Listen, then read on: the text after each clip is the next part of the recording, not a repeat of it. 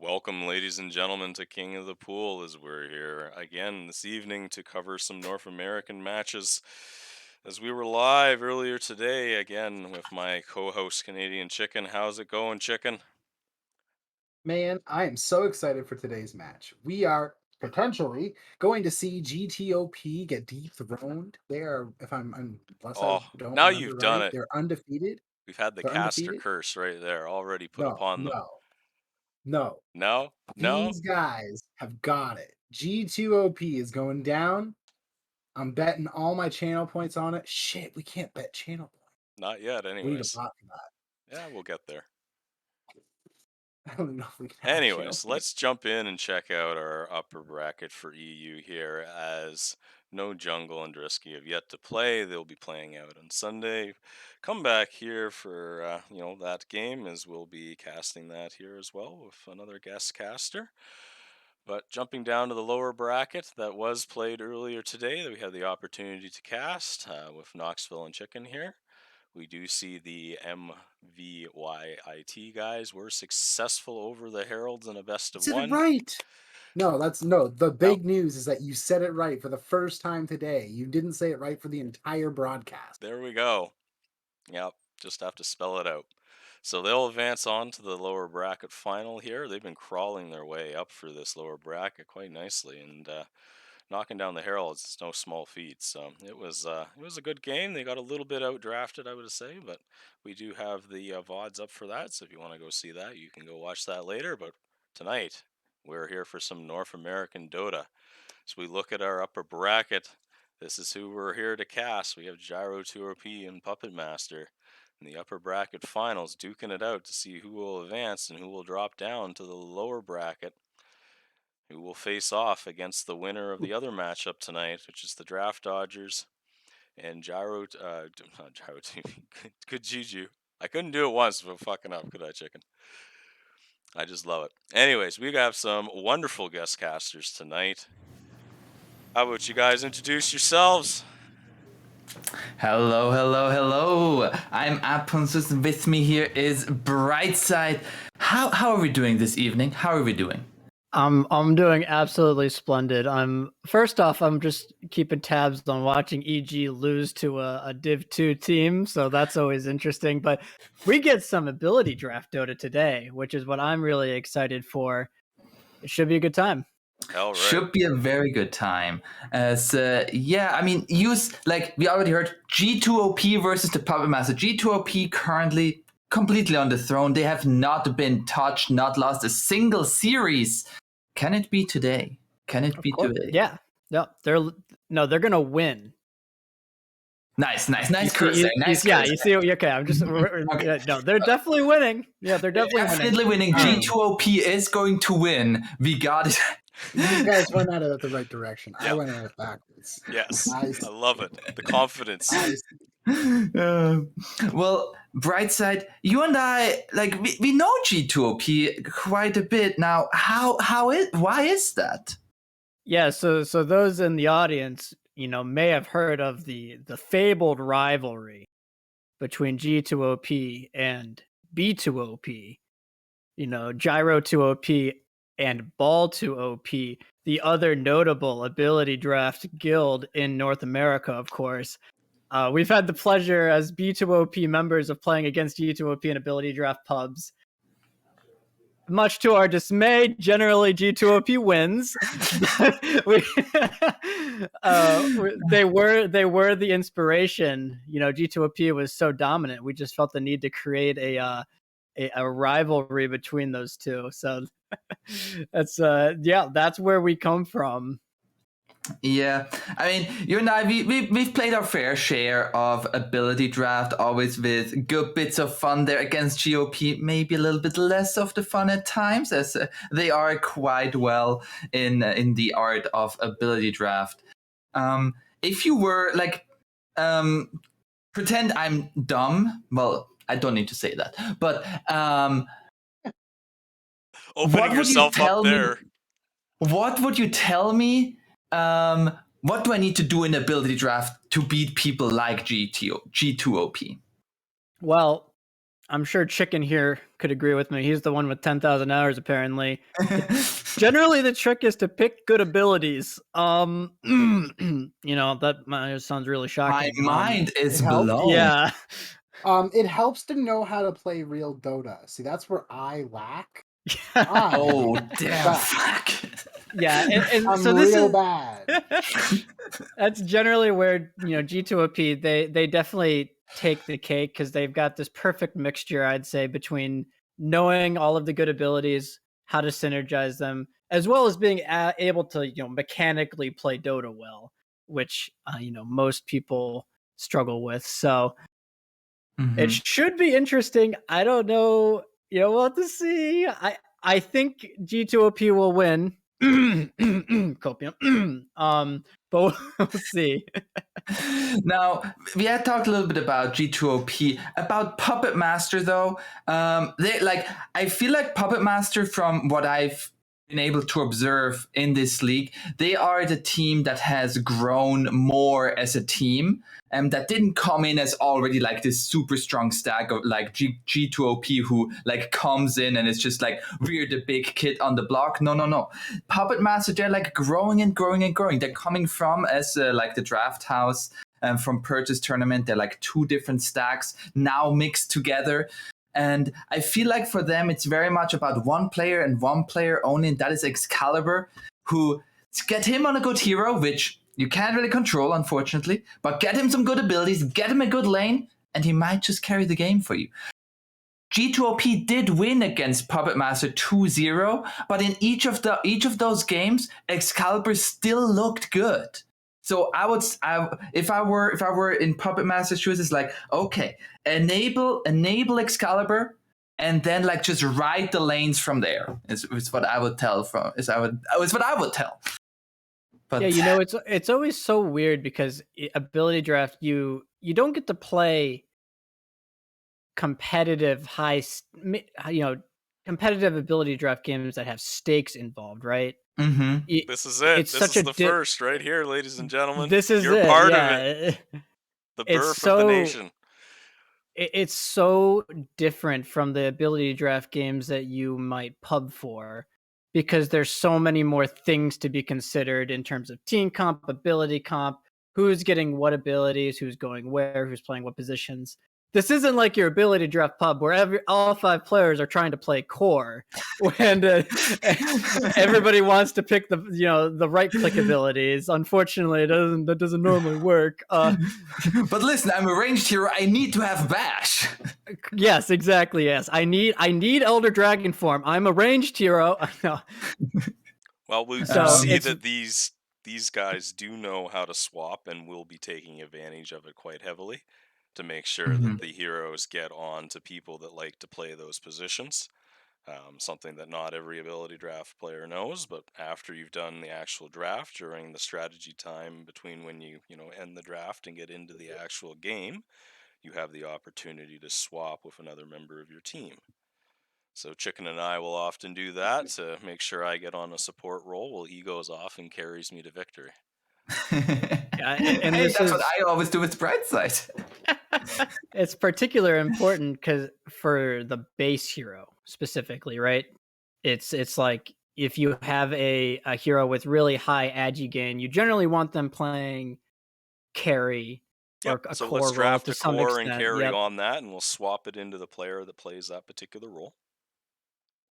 Yeah, and that's particularly important too. I think especially with Puppet Master, like you just mentioned, right? They have such a high skill top tier player and Excalibur, and then also getting your support players on support-esque heroes is also important. Keeping that flexibility in the roles is obviously really nice.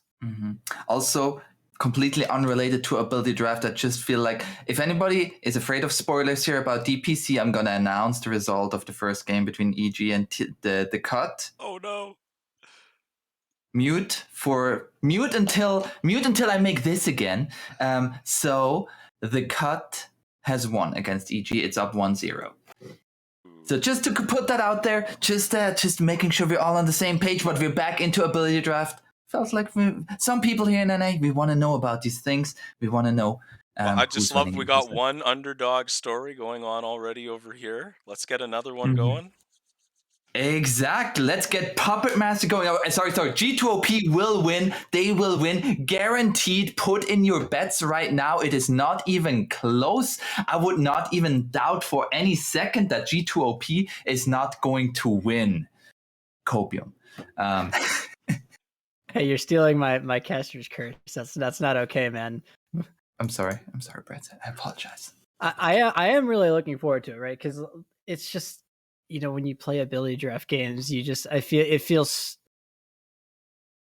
like it's you insta win or you insta lose from the draft screen, and Mhm. I feel like once you get into the nitty gritty, especially in an upper bracket final like this, you're really going to see these teams pulling out all the stops, not just in the draft, but also in the actual Dota itself and all the crazy stuff that happens when you have different builds.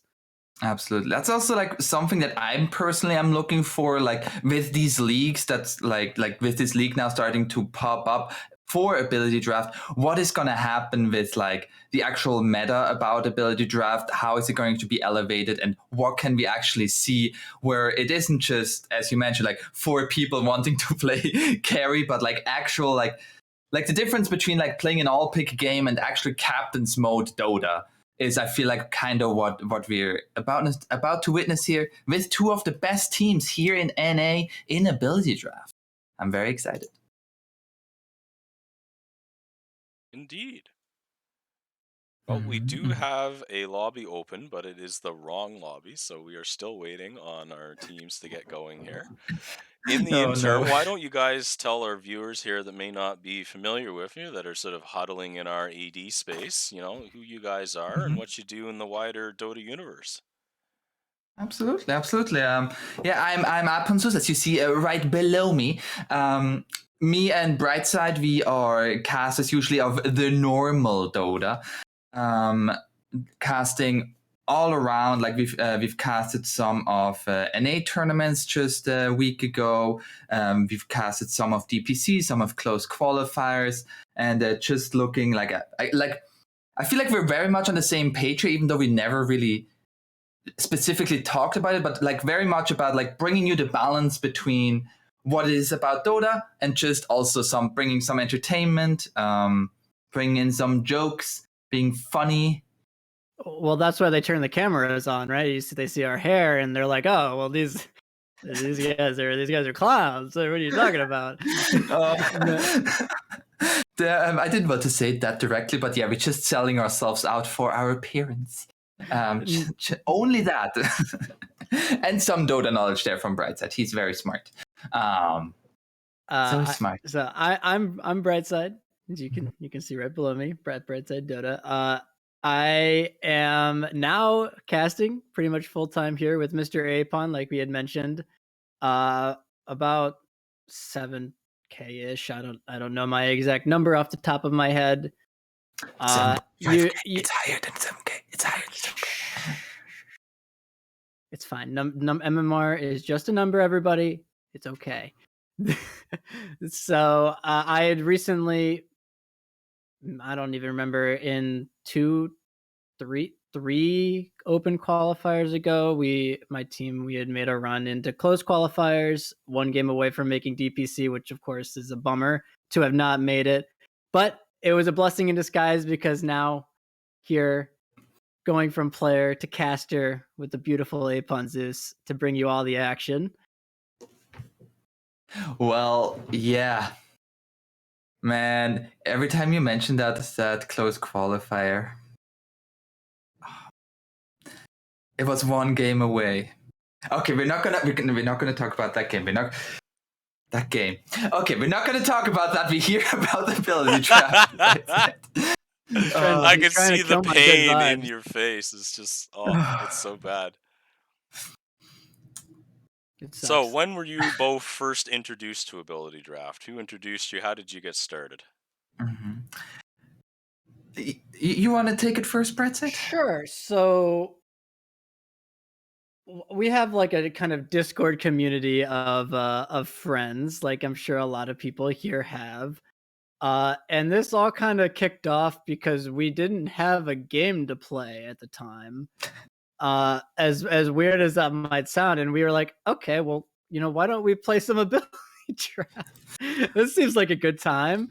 And that kind of just kicked everything off, and we started playing ability draft with stacks, and then we formed B2OP, and we were playing ability draft.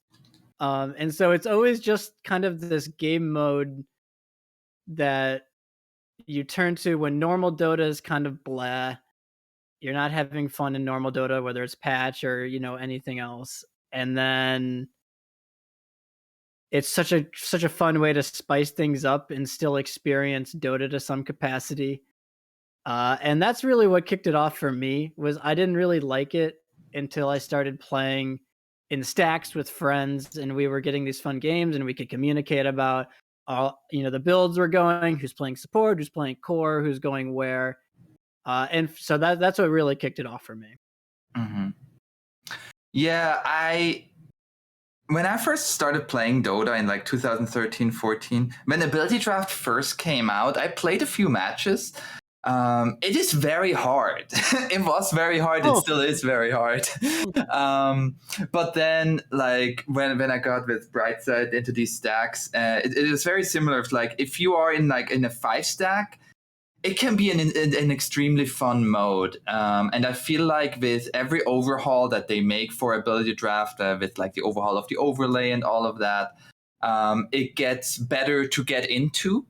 It is still a mode that I would say, like, how like in normal Dota we always say, oh, the draft really matters. The draft matters even more in Ability Draft.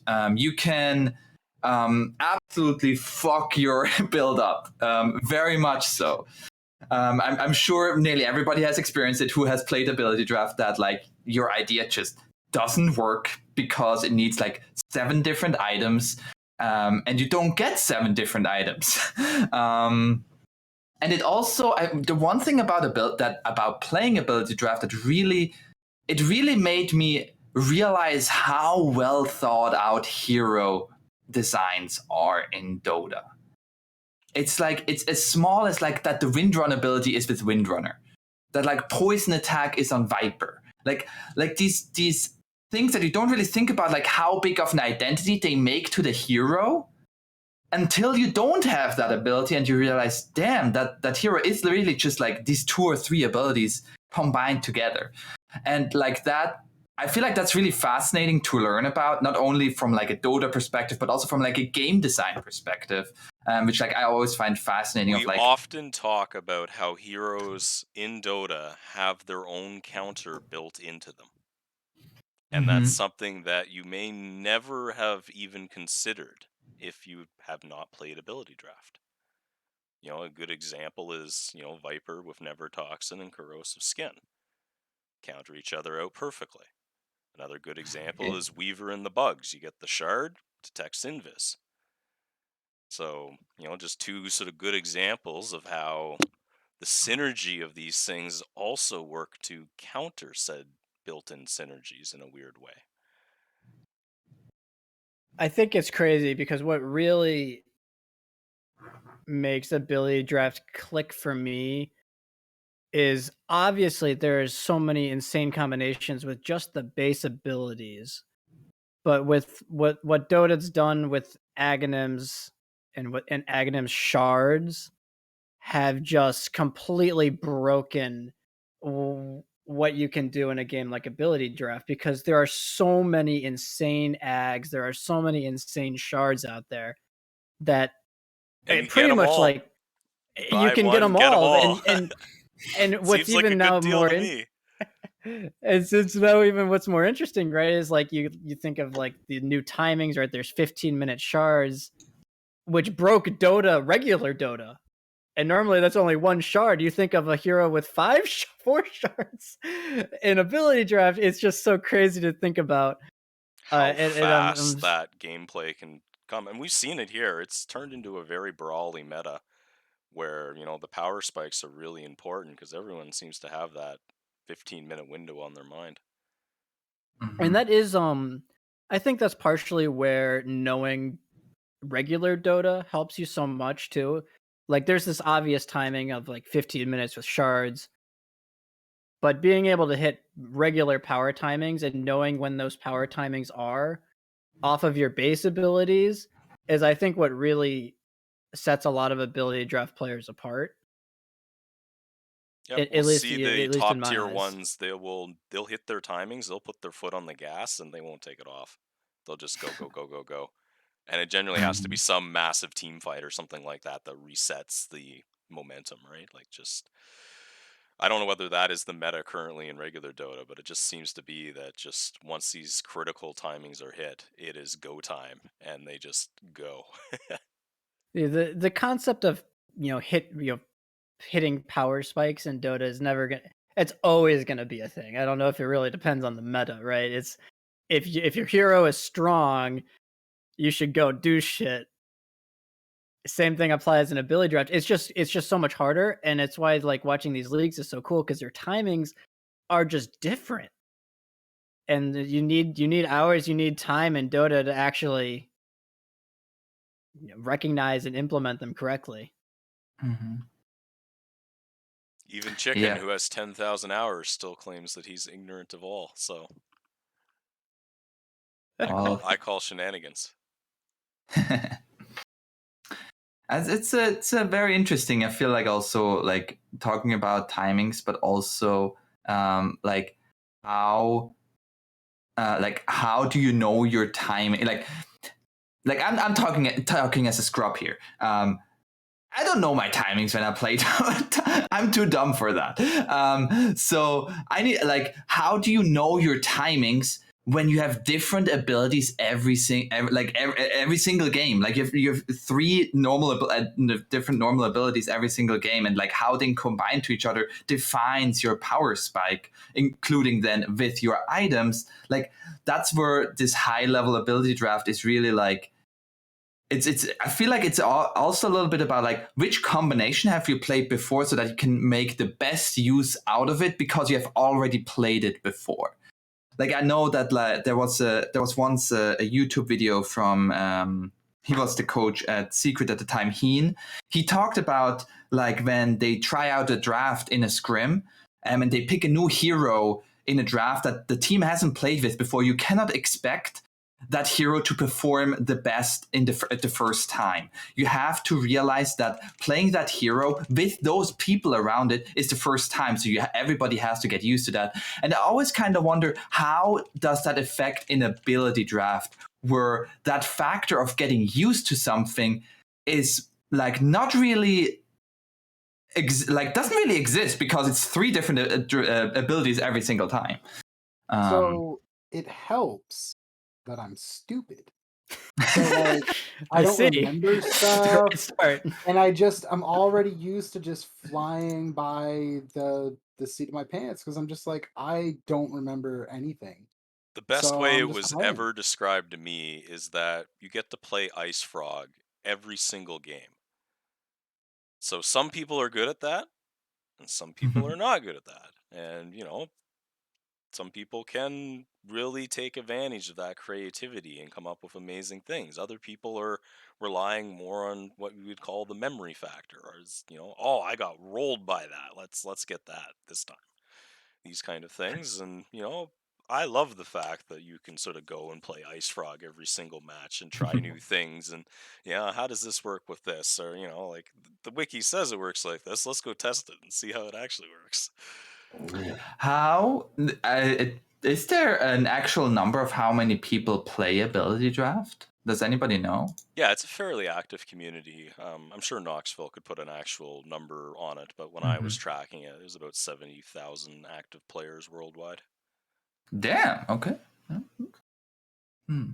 Again, consider the majority of that in China, but Yeah. Yeah. slice off a third of that, and that's the rest of the worldwide community, which is fairly good.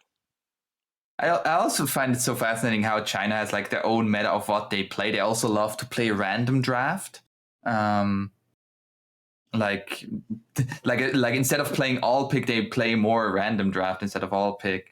And it's very interesting. Like here in the West, like who really plays random draft? Um, yeah. This is the game mode for the big brain gamers for sure, right? It's this is for the five heads in chat that you're like, you know what? I'm smarter than everybody else. I'm gonna play Ability Draft Come because here and prove it, ladies and gentlemen. I clearly know the best combinations. Clearly, yeah, obviously. Now, I'm gonna plug it to you like I've plugged to every the caster so far. What we really need to do is get all you guys on board with playing some ability draft for the international, and then we can really hype up AD. I didn't know whether you guys that'll know do this, it. but we have the ability to set the roster and control exactly which heroes show up in the pool. So we could set up the perfect ability draft lineup and then have the talent play it out. Yeah, Oh my Doesn't that goodness. sound hype? I think that sounds pretty hype. God. that sounds really. I remember there was one event that did an all-star match where they played ability draft, and I remember Moo was playing ability draft, and he had never played ability draft. Didn't And he it went end up about with as good first as you'd pick, expect. if I remember right, too? He was like Yeah, first yeah. pick, and he's just like, what do I do? And they're like, you Yeah, he got was so 5 confused. seconds to pick an ability. Go. That timer, by the way, if you have never played Ability Draft, It's the aggressive. it's the aggressive. shortest 5 seconds of your life. It's gone. It's gone. Every single time I play ability draft, it catches me off guard how fast it goes. I'm like, oh, there are 5 people in front of me. I can look. I don't know if I've ever played an Ability Draft game in a stack where somebody in the stack has not randomed. It does happen quite a bit. Once you get into sort of a more, stable group of people that draft well, generally there won't be as many randoms because people sort of know how to look ahead, what they're sort of, you're always sort of looking at 1 or 2 abilities ahead once you get rolling, right? It's okay, this is what I'm going to pick next, but if that gets picked by someone else, or there's always that counter pick factor that sits in the back of my head as well, in terms of, in regular Dota, you can always ban out a couple of heroes in the all pick stage, or in captain's mode, you get the specific tailoring of the bans that you want. But, in ability draft, if you want to counter pick something, you gotta take it yourself. Would ability draft be better or worse if there was a stage at the beginning where both teams can ban 3 abilities? Well, we've been trying to figure that out for a very long time, to the point that I developed Lotus with that specific intent, and it has the ability to go and customize and create different lobby types. So we have the ability to go in and control the heroes, as we mentioned, but you can also go in and do a single mode draft in front of an ability draft, where you get the choice of a strength, an agility, or an int hero. And then we have a full blown captain's mode, where you actually have one captain has to sit down and do the full hero draft before getting into the ability draft. So it can get really so you intense. do the full hero draft, and then those abilities get into the ability, including the 2 extra heroes that make up the additional pool as well. It's pretty insane. It can be pretty strategic. Because the abilities are tied to the heroes, we can't just customize the pool entirely. Yes, that is correct. We can customize the pool of heroes, but the skills are all tied to their respective hero. Interesting. It does look like the lobby is up, gentlemen, so we can go ahead and jump in there and see whether we can get into a match. No, Dota is on the horizon. I started a new one, and I shouldn't have started a new one. Fret not, everybody. We are soon TM. There, join this one. I don't know why mine has a channel. Brad said, join the channel. Because you didn't let me join, because I'm not fast enough. All right. Well, it looks like everyone is finally here now, so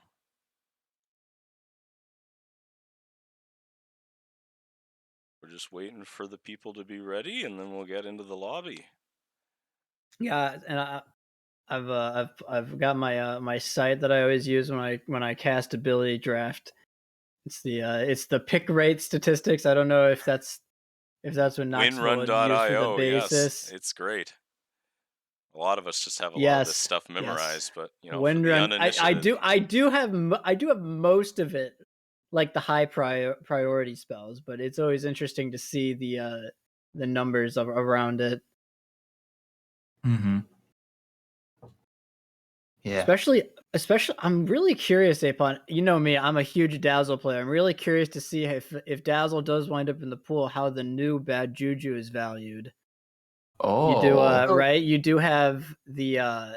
It's a lot worse, I'd say, I agree. with base builds. Mm-hmm. So We'll move when into it the was first draft here, gentlemen. introduced, it was broken, where it was separated into two different abilities, and both were still picked almost every round. So people are picking the Dazzle alt. Now it Oh, has Now been really? Okay. combined back into one it ability has where been you get fixed. both, Yeah, but That's interesting. So then the Ags must be a lot of the ags and the new shards still haven't been patched in. We're always sort of okay. a couple of weeks behind the major patches as the janitor's got to come along and do a nice sort of sweep of everything, make sure that it's all Yep, polished up and ready to go.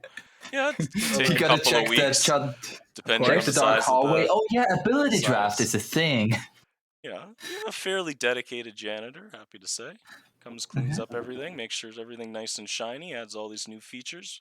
Got a change log and ability draft now. We can, hover over, see the abilities. We can use Control Alt and ability to see the ags and the shards now, so it's quite nice. Mhm. But it looks Well, like, we are now playing here this in the out, there's no draft. mulligan, so that's awesome. Ooh. That's really interesting. He actually passed up on Tidebringer first pick there on Clinks. So he gives it to the Kunkka. So that's really nice for him already. The Wild Axes Mhm. is really strong. It's not to be underestimated at all. Yeah. That is very true. And then Sleight of Fist goes new Sleight of Fist, by the way. Got Giga buff Oh in the yeah. actual Dota patch. So I imagine it was already a high priority pickup in ability draft. It's probably even better now. Are you talking I specifically about literally the hate. reduced damage to creeps?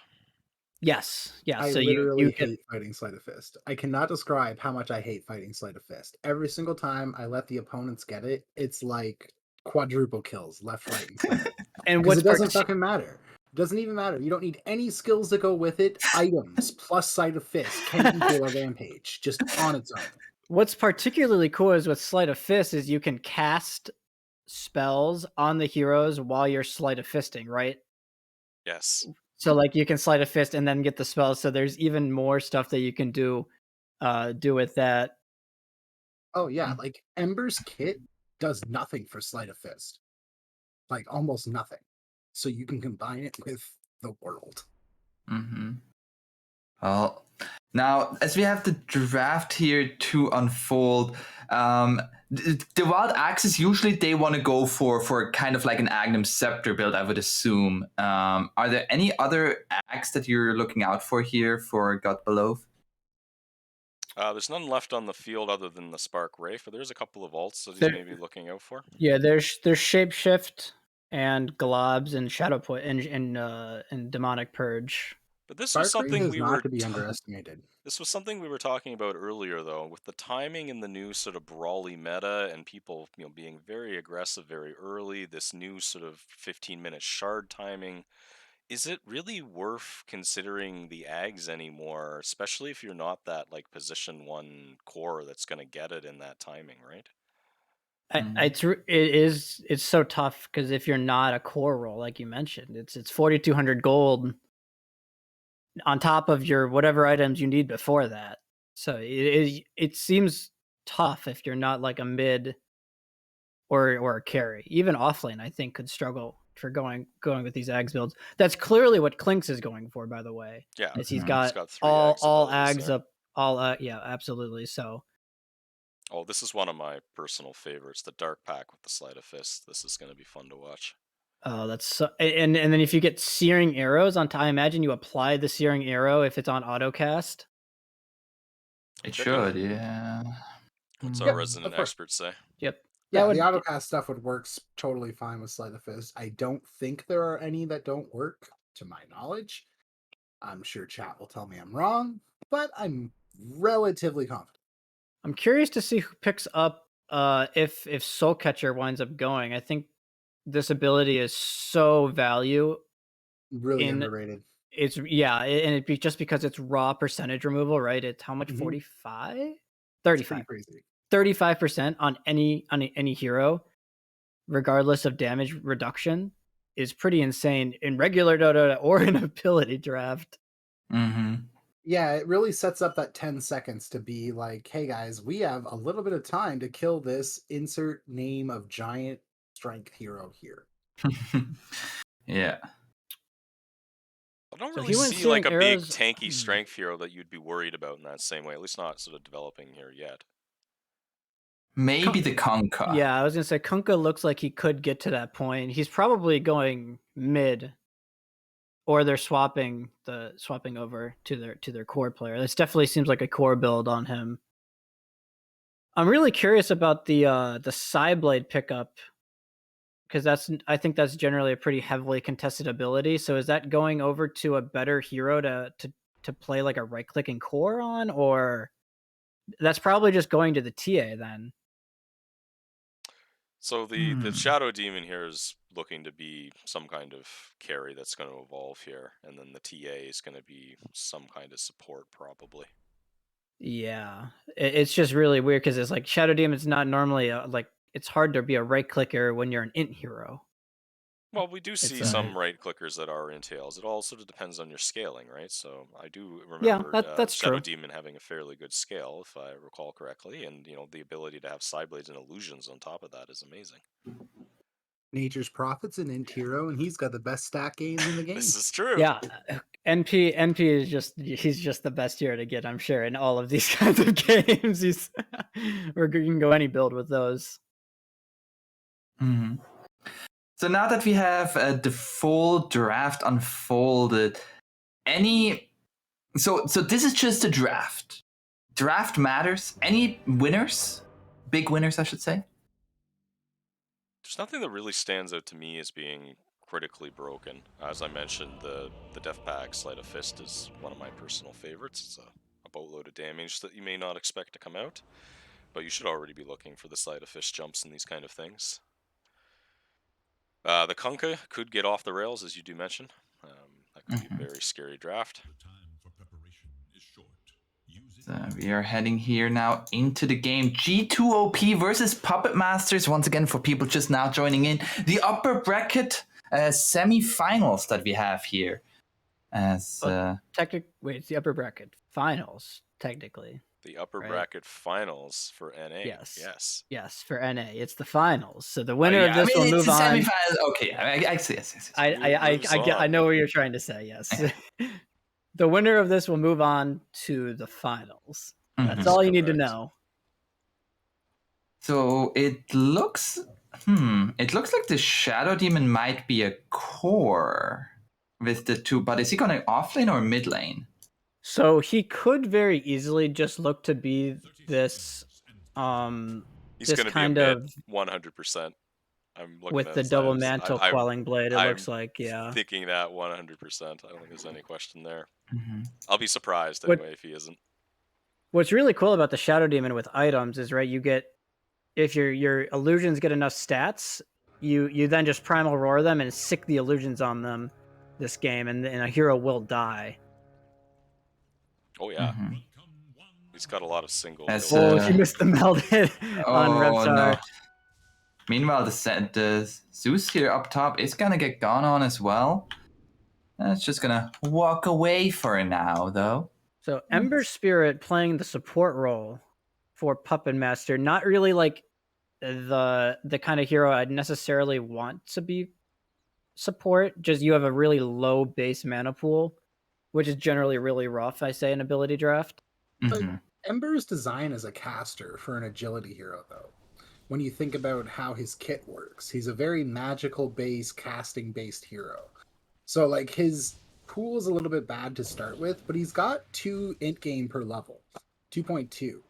It's not terrible. That's true. He will scale okay. He won't have to focus on too many mana items. Also, I just want to point, just really quick here, the person who absolutely promised there would be a Shadow Demon mid. The Shadow Demon is offlane. Oh! I just didn't want to let that go. Opposite of mid, right? Yeah, Like, can pretty we agree much. that off lane is the opposite of mid? Yeah, I Pretty mean, much. it isn't like the off lane the new mid lane, you know?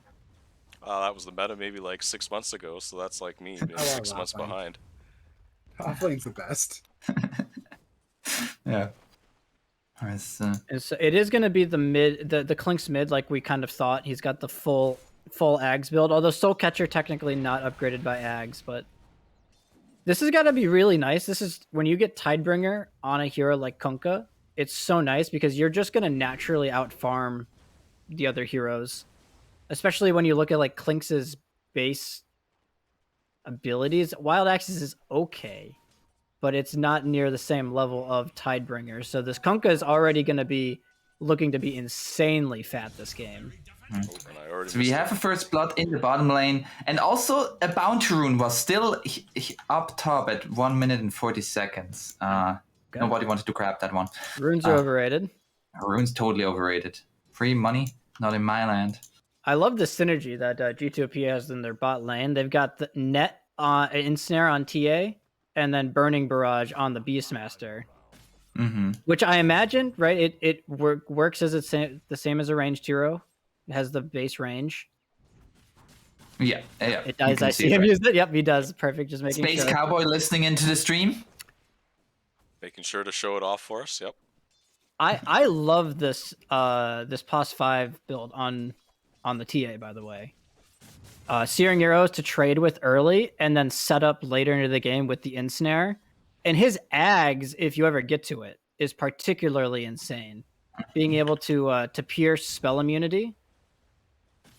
And those burning army skeletons are just so useless without the searing arrows with them.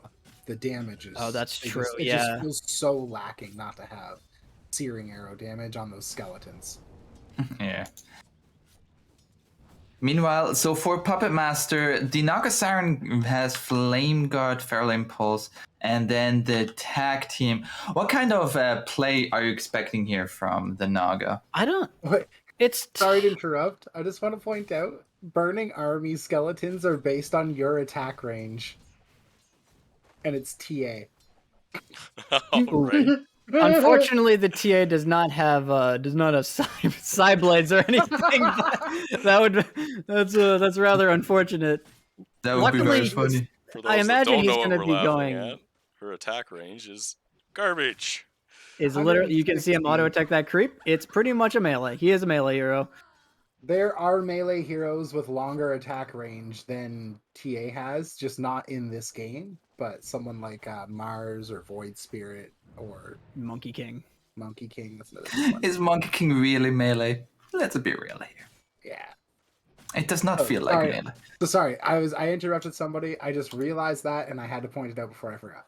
No, that's great. What's particularly, you asked about the Naga, and I don't really know exactly what his role is besides, obviously he's a 3 this game, but his abilities are just, they don't have like a great synergy between them. It doesn't seem like tag team is really nice for getting kills early, but the support near him, first off, he's not even with him as they find a kill onto the Ember.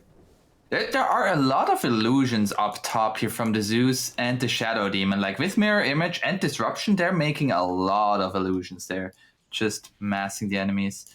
Yeah, and you can already start to see the annoyance of the Mirror Image. They get the range from the side blades, so it's going to be really obnoxious to deal with these Mirror Image illusions from the Shadow Demon. And illusions don't get side blades though, right? They don't get the spill. Correct. They get the range, but they don't get the spill. Yes. Okay, that's what I was thinking. And it's still huge though. Having ranged illusions, because they're going to be melee illusions. I can't remember if that's still a thing or not, but they're going to have that natural damage resistance that melee heroes have. They find a kill on to the Naga, and it really does seem like the side lanes for G2OP are really where they're making their money right now, right? The Shadow Demon and the Beastmaster having pretty good games. And then for Puppet Master, it's like we talked about it in the pregame. Excalibur, he can make magic happen if he gets enough farm. He's gonna go for Oh, he's gonna the he's actually shapeshift. gonna. I think he's just dead on. Yeah. Boop. That is one little right click finds the kill onto That's the actually clinks. crazy damage. If you so imagine you shapeshift and then you have a silver edge on this Kunkka, you get crit damage 150% with the built-in crit from Silver Edge with the Tidebringer. It's going to be some obscene damage output from this guy.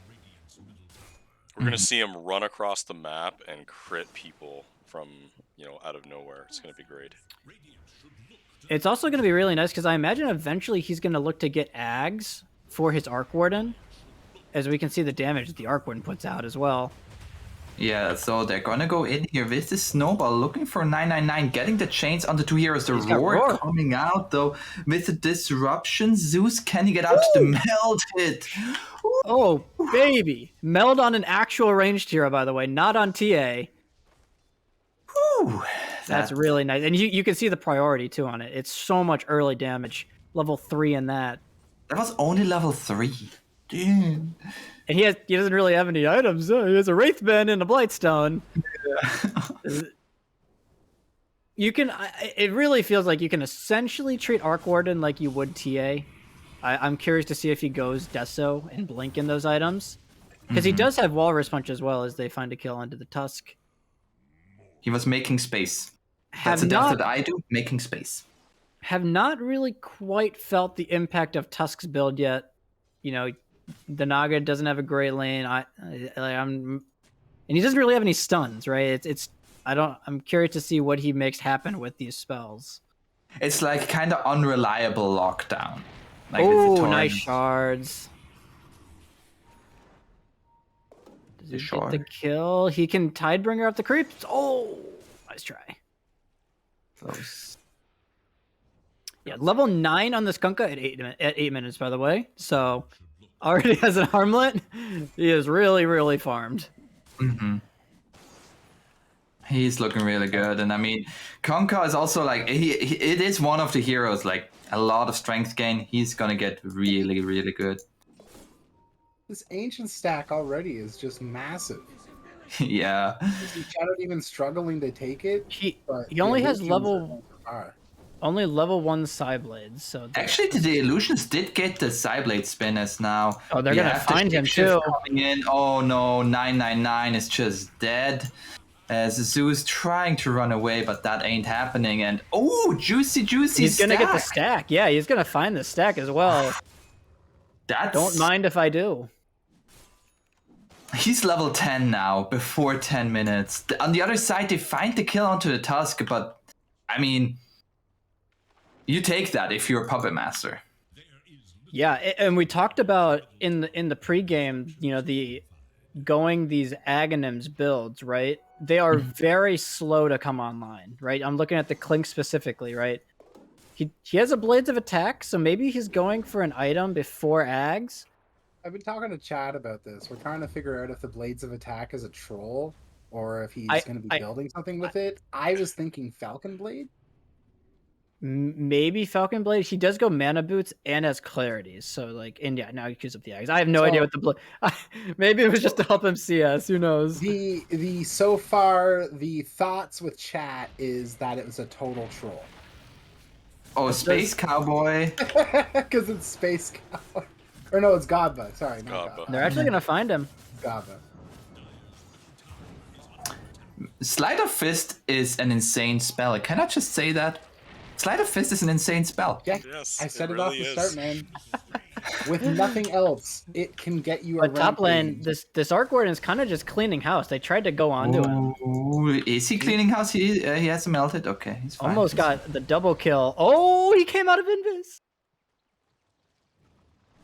The Wrath of Nature takes him down. The Furion ult just coming through. Did he come out of Invis or did he have a lightning bolt down detected? Oh, mate. He came out of Invis to last hit. He came out of Invis to last hit, yeah. Because I do know that Tusk has lightning bolt, so I wasn't. It would be the lightning bolt would have to be on the other team, unfortunately. Chicken's paying attention. Yes, you are. I'm paying attention. Don't worry. Less drunk. So the Beastmaster is I kind of want to just treat him like Clinks and Ember combined. It feels like the best elements of both of those heroes, right? Mhm. The Maelstrom synergy on this hero is going to be absolutely crazy this game. Sleight of Fist procs it, Burning Barrage also procs Maelstrom, so he's gonna be a hefty damage dealer once he gets this item. Now Shadow Demon, he has now a Dragon Lance, so going full in onto the right click build with the Side Blades. Do you think usually he was the position 3, which usually is more associated with like stunts and stuff like that? Hold that thought as in the bottom lane, they're gonna go here onto the Ember and Ember and Snare. This 5 Beastmaster seconds. is gonna be a problem, by the way. Once he gets to a certain point this game, he's gonna be a menace. Mm-hmm. Particularly, you can see the build, right? Bondini on the TA. Natural setup for the Burning Barrage. Like, this is going to be a threat for the whole game between these two. Yeah. And I mean, like, Ensnare's just such a good spell. Like, especially around like 5-second root. Like, you can't really get rid. Like, you kind of need a dispel for it. And like, where do you get it for cheap? Top lane. It's up top lane. Oh, he jumped over it and gets away. Wait, that's sick. Punch. The sucker punch melted. That is so sick. I didn't think about that. The double hit on that. But it hasn't stopped yet. They're gonna go here onto the Clinks and they're gonna find another kill. Puppet Master, they're just cleaning on up. This is looking really good, and they're just so slow on the side of G2OP, right? Where's their damage? There's some damage. There's. Oh my god, that does so much damage. Because the melt hit like projectile, like it feels like it kind of goes slower and then just like does the walrus punch. Just looks so funny. And you get the bonus damage. It's 100 bonus damage from refraction, by the way. So it's even more damage. You apply the minus armor and the kick crit or the punch crit. Mm-hmm. And now he has the Dragon Lance too. Oh, look out! 80% of his health gone. I wonder where he's gonna go. He's gonna go Shadow Blade. He's gonna get gone on here. The ship coming out. Do they have any way to save him? That's gonna be the Mortimer Kisses and the song. With that, okay. Do they want to re-engage? Bit of a miscommunication. It looks like they throw the globs out and then the song countering their own globs, and that's not what you love to see. And it happens. That's You know, what you I need thought to- it was an oh shit moment. That's the whoopsie moment. Yep. Whoopsie. You need to watch more of my bracket prides. I see that all the time. Mostly done by me. It's a really long cooldown, by the way. So song 160-second cooldown level 1. So they will They're gonna not go have up to that. Space Cowboy here with the haste rune onto this Ember. Now looking for Bonadini. Bonadini gets out this Ensnare though with the Torrent. And they get the kill onto the Ember. Who's gone? Well, there was a hero there. Oh my gosh, the Clinks It is was gone. one hit. And the tip to boot. And so he's gonna go for Shadow Blade here on Arcward, and I was curious if he's gonna go that or like a Deso build, but he's gonna go for the Invis extra damage out of the. Oh my gosh! Oh, he didn't proc the punch actually, so He wanted to show some mercy, you know, like. Gotta imagine, by the way, Arc Warden, one of the better heroes to have as a base hero, right, in this game. Great overall stat gain, and all of his talents work. Right, he just gets a bunch of gold talents, so that's got to feel really, really nice in ability draft. It's better than it was before. Yeah, that's very true. Thank God the janitor for that one. Yeah. Good idea there, Janitor. Great idea. I wonder if Janitor is in chat. If you are, write one right now. 2 minutes later. Well, so I the don't network- accept it if he doesn't write it right now. Uh-oh, Bonadini. Net worth still pretty even, I'd say, and that's mostly just because I'd say the Naga not really able to being able to farm that much. We're Went seeing for that. a blade mail, by the way. Okay. Oh, they're Oh, gonna find Bonadini he here. is dead. Yep, there it goes. Like BKB done, by the way, on Kunkka. He had a pre 15-minute BKB. Like we talked about, like being a brawling meta right now. Like Dire, they are ready to go right now. Like they want to fight right now. Yeah, and the question's really, once another BKB's out, once you start getting more and more items on Puppet Masters, you really got to start asking, how are they killing heroes through those BKBs? And it's looking really suspect for G2OP on that part. Yeah, so we see a Roche being done here. Very easy tag team, magnetic field, meld, yeah. Just the crits Magnetic that they field have. went really far. It really turned up the damage there. And I love, like, we talked about that we don't really know what this Naga Siren is going for in terms of build. Like, just going for the Feral Impulse, just adding some damage there, as well as just some tankiness. I think that, like, maybe some HP items can become quite tanky. It's going to go for an Agnum Scepter next. Seems weird, doesn't Naga's it? a fairly, like, tanky hero in terms of she's got a lot of armor naturally, right? Like, Yeah. 14, that's, other than Terrorblade, I think she's one of the highest natural armor And then people in the combine that entire with the game. Feral Impulse regen, combine Yep. that with the Flame Guard. It's a lot of defense, but I don't know why you would rush Eggs just for Fire Remnant. Yeah. Well, what's really nice is that if you can get to the Ags and the Shard this game, you of course get the reset per kill on Fire Remnant with the Shard. So you can pretty much just be this infinite backline nuisance. Because again, we talk about like the lockdown on the side of G2OP. It's pretty far and few in between. Yeah. And also, one thing to notice, the Klings has finished the Agnum Scepter. So we have now the Axe with the He is Spark ready to Wraith. game. Wild Yeah, Axe. for those of you that aren't sure, the Ags on Spark Wraith, if it hits a target, it will spawn another one in the same location. As they find this connection. They find Raptor here. That's ages gone. Can they find another fight afterwards is going to be the question. There's going to be the Spark Wraith going onto the Tusk. The Shapeshift coming out here from Excalibur, looking for Space Cowboy. But the Axe is just coming out time and again onto the Arc Warden. Arc Warden is going to die, and with a BKB there, they only found one kill, and the Roar now, and the Axes from God Beloved just coming in. Triple kill for this Klings, and Puppet Master forced to retreat now, as Ice Toad has a Blade Mail, but is going to die. That was such beautiful kiting there from G2OP. They just kite them out, and at the end of the day, if God Beloved is allowed to sit in the back and cast his spells, you got to look out for that damage output. That new Ag Scepter putting in work. And we talked about the lack of lockdown, but it was pretty much perfect usage of their few stuns, right? They got the first Ensnare, they get a kill with that. Then they get the Primal Roar, they get a kill with that, and they get a kill with their Demonic Purge as well. So all three of their big lockdown spells being used to pretty much perfection here on G2OP. And that's a big win. A very big win there, especially now. Like, they get some good levels, they get some good gold out of that. And so they use that BKB, they use the Aegis. Oh, okay, here's a Remnant.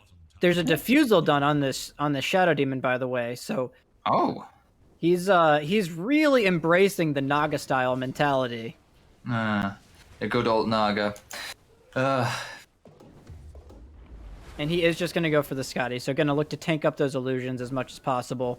And the question is now, the Aegis is gone. What's the next timing here for Puppet Master, right? G2OP's pretty much hit their big one. They got their Ags on God Beloved. Space Cowboy, he's going to look to go Deso, so that'll be another big timing, but seems like Radiant is pretty much ready to fight whenever. But you've definitely got to feel like the Radiant scaling this game, especially with Space Cowboys built on the Beastmaster, is really, really scary. Yeah. For the Dire. Sorry, TA got a shard, so now she can make 2 skeletons. And unless you walk right up to that skeleton, it's just standing there looking at you. He does get the tidal wave as well, because he has Ghost Ship, so that's nice. Yeah. That's what I was I'd really looking at. like The tidal to wave is see good. him get a Dragon Lance if he wasn't such a position 5, because he can't go Ags. If he does, it's gonna feel so bad. Well, he can go Ags because I think the Ags and snare is enough to warrant it. Being able to, you can ensnare a target through their BKB this game. You think about being able to ensnare Excalibur specifically on the Kunkka when he's shapeshift BKB'd. There's so much kite potential on the side of G2OP if they can get to that point. I kind of wonder what's going to be here now for Puppet Master. How are they going to approach it? Because I feel like it very much comes down to how do you find your initiation onto this Clinks especially. Like we saw, if he's not touched, he will kill everybody. They're going to go here onto Space Cowboy, the Rum buff coming out onto them. Tidal Wave and Space Cowboy is going to be put into the trees. Shapeshift from Excalibur as well. Deso's done on the Beastmaster, but they got him! They got him with the kisses there. There's going to be a disruption save for now. They find Space Cowboy though. They find the Zeus as well. The song to come out to retreat. Excalibur going to be followed by the Spark Wraith. In the end, a 2-for-1 exchange right now. Oh, Excalibur still getting ensnared here. Gotta be careful. Damage output without the Beastmaster is a bit weird. So great find there. And that is the trouble, right? You're playing Beastmaster, you're playing a melee hero, but you've got like a ranged build, pretty much, kind of, or you've got the Burning Barrage and the Sleight of Fist, so your positioning is really weird. It's one of those things you just kind of, it's like hard to get used to when you're playing a melee hero. But that was almost all of their ultis, right? They used Song, they used Kisses, and Shapeshift. Yeah. So now is G2OP, yeah, they're going to defend this tier 2. They're even TPing in here on the Zeus, coming in from the top. Finds the disruption onto the Tusk. They know the Kunkka TP'd, by the way. They have a ward on him. So they're going to look to hunt. Excalibur being spotted under that ward. And they're going to nice find setup. the Tusk. They're going to use Roar for this. They're going to find this kill. And now looking for the Arc Warden as well. Demonic Purge going to be there with the X marks the spot. And the boat over the top. They're going to find this kill. And that's just going to be 3 quick kills. All thanks to that one ward there from the Radiant, seeing Excalibur. The warding from G2OP absolutely saving them there. Oh, and Excalibur forced to just BKB because of the X marks the spot. He knows, like, there could be somebody behind there. Yeah, I haven't really thought much about the Zeus's build, but he just has a lot of annoying abilities to play against, right? Disruption catch, X marks the spot catch, and then Demonic Purge is always going to be a good ability. And he's got global And TP, so he can show up anywhere and do Whoa, any of that. He almost clipped him! He might be dead, by the way. Excalibur. It's going to be an X marks the spot. Ooh, are they going to get out? Okay. You're really starting to see the nuisance of the G2OP supports, though, right? And there's the Purge. There's going to be the Demonic Purge, but they're looking to turn this around here onto the Zeus. Demonic Purge coming out here. Ember is already dead. Excalibur, oh no, the shards trapped him in himself, and he needs to be very careful. There's going to be a disruption, and he's trapped! What is going on with positioning? No! There's going to be a tidal wave. They're going to find the Zeus at least. As now the Sucker Punch coming out here onto Space Cowboy. Look at the Spark Wraiths! Oh my god, these Spark Wraiths! With the Wild Axes just killing everybody! God beloved, 4 heroes dead, triple kill for him! There's the counter tip. How much damage does Spark Wraith do in that fight? Can you see ability breakdowns? Yep. So Spark Wraith. Where the fuck is Spark Wraith? Is it not showing up? Oh, there we go. 7 Spark Wraiths. So it doesn't say the damage. 7 Spark Wraiths were used. 7 Spark Wraiths. And then they'll if a Spark Wraith connects, it spawns a new one. So it's essentially 14 Spark Wraiths. I think the 7 means 7 did damage. Okay. So that's probably and then 8, like... And then 8 axes. I mean, just the damage number alone. Yeah, exactly. So almost 8 axes and 7 Spark Wraiths. So like that's... I'm pretty sure it's instances of damage is the way that I'm seeing that. This is the scary part is like if Puppet Master, we talked about lack of lockdown on G2OP, but there are 0 stuns on Puppet Master, really, right? There's punch, There's There's Torrent? no low Snowball. stunts in this draft. right? In And then, reality. but G2OP now, as you scale, they have the most valuable one in the Primal Roar, so they're always going to have the advantage there. No. And I love this Bone Dini. He's just hunting. He net into Tidal Wave. Who would have thought? Net Tidal Wave, guys. The new build here. And these illusions now with the Scotty from the Oh. Shadow Demon just proving to be such an annoyance. They lose their tier 2, 9,000 net worth lead. Excalibur, he had that 15-minute BKB. Since then, gotten a plate mail, a claymore, and a morbid mask. Yeah, it definitely feels like the Puppet Master may have missed their big timing window, doesn't it? Mm-hmm. Because you're pretty much getting to the point where G2OP have 3 hard carries this game. It feels like. For sure. Right. It kind of feels very similar to like sometimes like an Ursa draft where like Roshan is very important. Like that one Roche with that fight just really not going the way of Puppet Master completely turned the momentum of this game. And now it feels G2OP very much in control. These skeleton archers do not shoot very far. When you're playing from behind, oh, they're gonna get the chains. There's going to be a snare though onto the Ember. Oh my, so much damage. Oh my god, Dead. he's dead. And that's Zuko song will now. sing a song of mourning, but that's all it is. Oh, and he didn't skill it. Oh, he was level 12, but he used the level 1 song. Oh no. So it's 160 seconds without now, and that's probably just Roshan. Yeah, Wild Axis is very good against Roche. You know, if anybody here plays CHC, Custom Hero Chaos, you would know this. Ags Wild Axes is really good. Yeah. It's now we have a shard here. Yeah, yeah, it is. It's kind of just ghetto ability draft. As Raptor the Green, he has been found by a snare. There's going to be the tidal wave. Has a BKB. I mean that was just complete bait there from Bondini.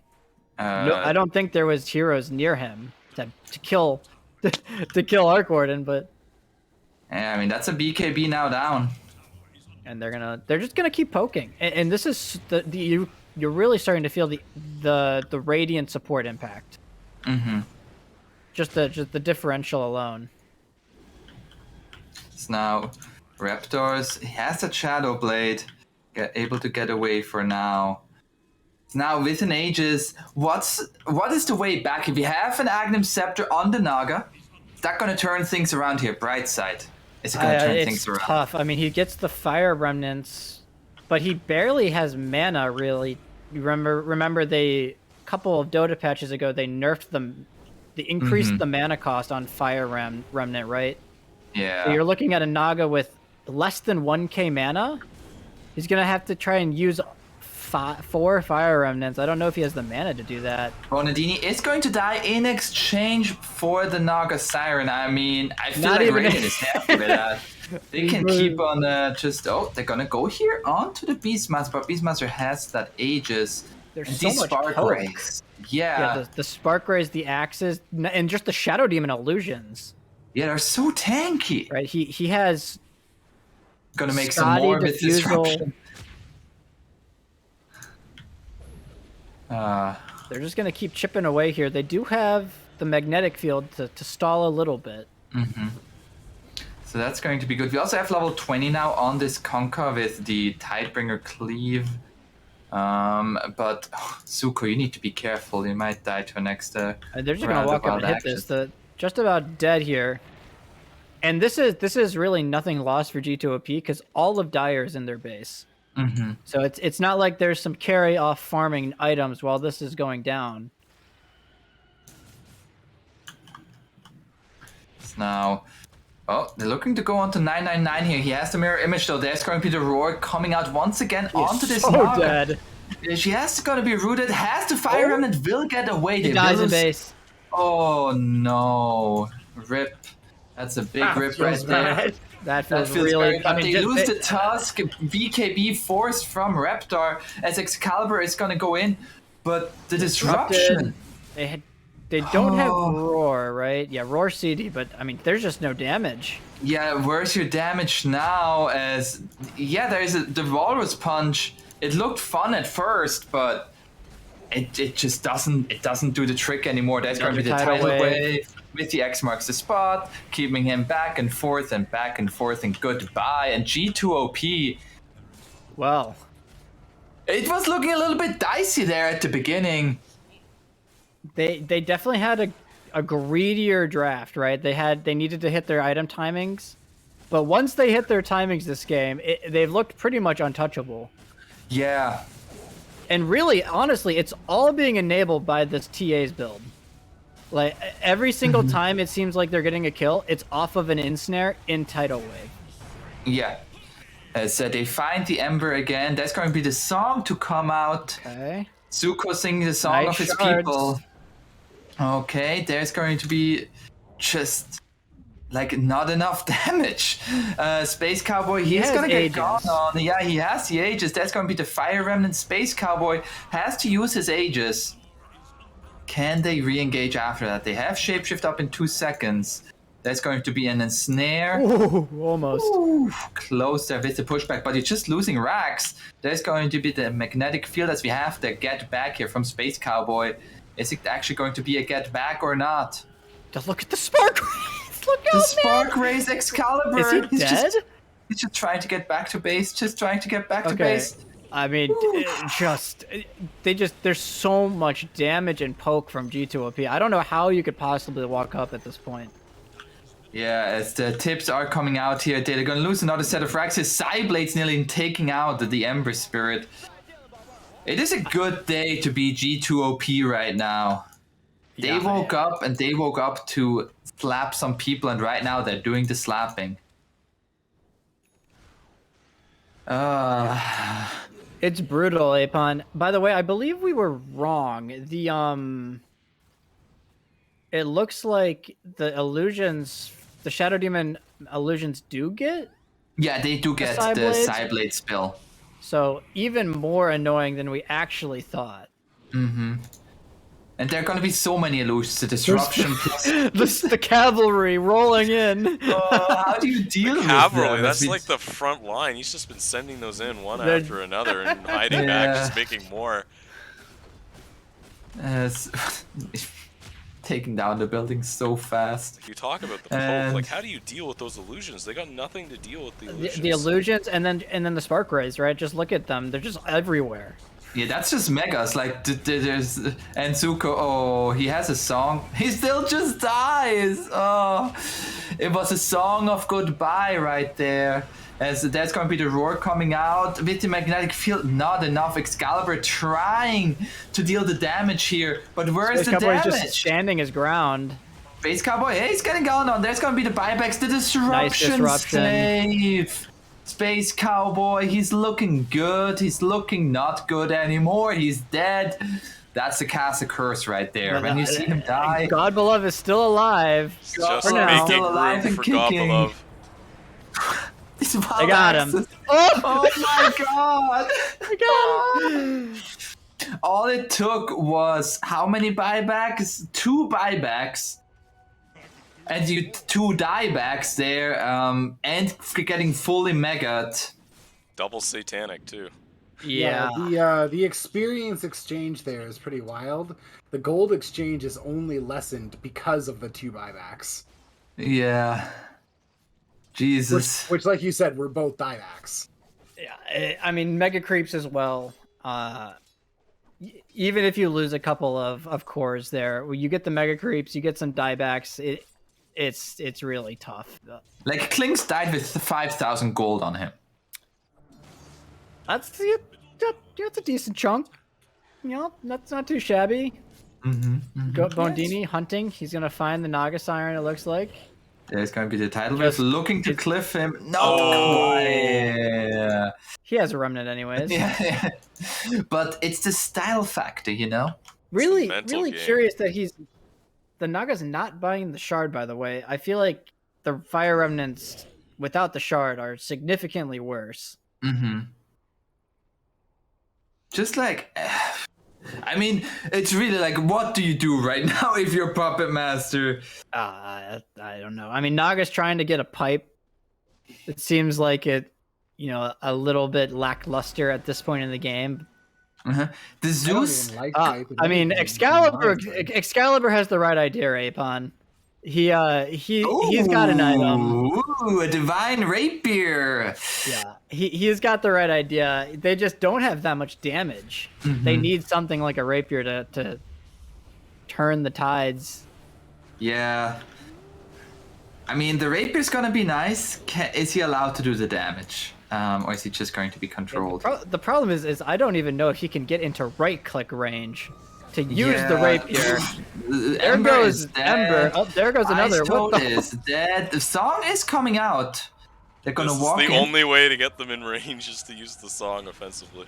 The Tusk is Yeah. going to immediately die. Yeah, he is so dead. Excalibur coming in here. Can he do the damage? Looking for God Beloved. God Beloved is gonna find himself with the Yule Scepter, and that's gonna be the hit. It does not nearly do enough damage. Base Cowboy just standing his ground, and they find the kill. There's a rapier on the deck. Not a worry in the world here for Punch picks it up. GOP. Yep. Ooh. I mean, it looked dicey, right? It was a great start for Puppet Master. Excalibur was absolutely owning. Mm-hmm. And it was just really, it came down to that one fight, it felt like, didn't it? Yep. That one fight in the bottom area with the Aegis, and I feel like that is where like Dota, like ability draft is wonky and all of that, but it is also still Dota. Yeah, and I feel like absolutely. a throw like that happens in like 60% of my matches. It's Chicken's favorite So- line. You still gotta play Dota after you've done the draft. So, you can Yeah. still throw just the same way. You can make the comebacks, the big play, the vision, the movement. Everything still plays like Dota. Yeah, forget and that. again, it really did just feel like it came down to the timings from G2OP, right? They hit that Ags on Clinks right before the pivotal fight, pretty much. And after that point, they just completely suffocated Puppet Master on the map. Mm-hmm. Absolutely, and as you mentioned, Bonadini on that TA, you were talking about like you kind of like the build a little bit, but once we saw it in action, I feel like it's a great build there. Going for the trade in with the searing arrows, and then the ensnare plus skeleton walk. Once you have a little bit of map control, you're like a bounty hunter, but like with an actual stun or like setup with the ensnare. It was even more Galaxy Brain too, because he was ensnaring them and then pulling them into his team Yeah. with the tidal wave of the shard. It was absolutely crazy. I thought the supports from G2OP shine this game. Just the setup, the catch, the constant scouting from both of these heroes was absolutely insane. Mm-hmm.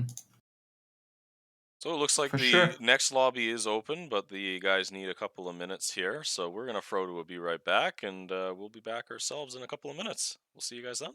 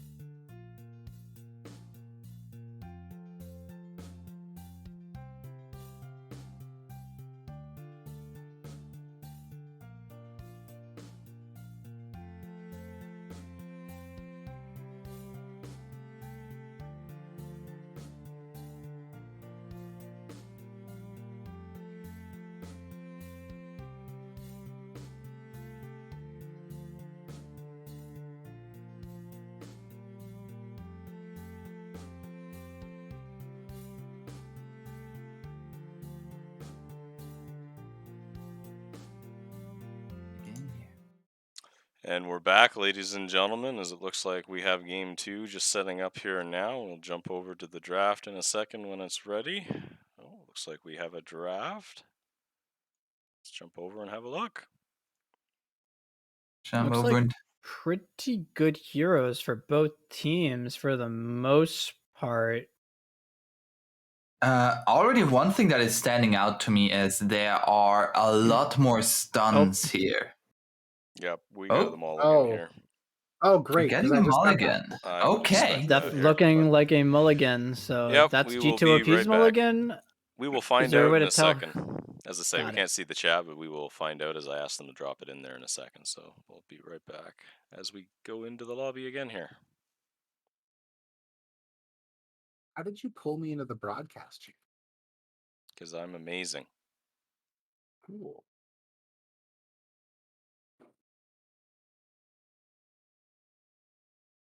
Sorry, I had to update Mandy. Yes, of course you did. You guys were faster than I was. All right, well, looks like we're waiting on us here, guys. So we'll get the broadcast lobby good going.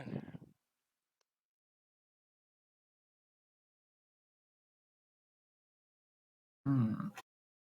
And we're just waiting for them to do the countdown. We'll be back into another draft here. So, do we know who mulliganed there? I'm just asking them to drop the stuff in the channel like they normally do. Okay. If I had to guess, it was probably Puppet Masters. I think their heroes were a bit weird. I think they had Troll and Faceless Void, which are kind of weird heroes to have, I'd say. Gotcha. So, we'll see if we get another mulligan here, but from the first look. Okay, so this is really scary. Okay, so it looks like we are going to have another one. Another yeah. mulligan. Yep, another That's mulligan. this is exactly what you had mentioned when we were talking about it, right? Yeah, kind of who The, goes first maybe has a slight disadvantage on that call, unfortunately. Well, To be fair, now it's like it's just rolling the dice. yep. Yeah, now it's a pure dice roll. So if you get bad heroes, you got to suck it up. Mm-hmm.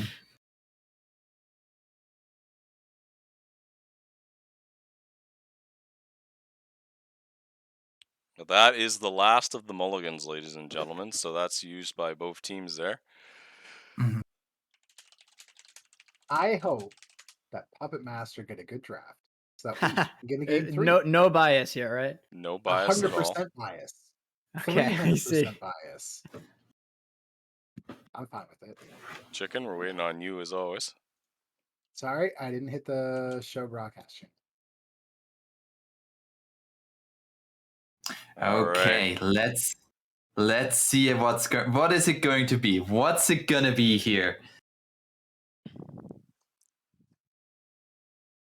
You have a Treant. I love Treant. Fucking love. I love Tombstone. They were literally just I saying, love please not Tombstone. OD, and here we go. They got OD. We have an OD. Ooh. They have. Are those the two highest int gain? No, it's close. OD and Pugna on G2OP. There's a couple of years in between those two, but 5.2. That's stupid. 5.2, yeah, pretty obscene int gain, right? You consider Pugna with like Sanity's Eclipse. Ooh. Oh, baby, yes. That, Oh. you better be careful, yeah. Better be very, very careful. So, once again, we have Walrus Punch for somebody to throw out there, which we already saw in the first game.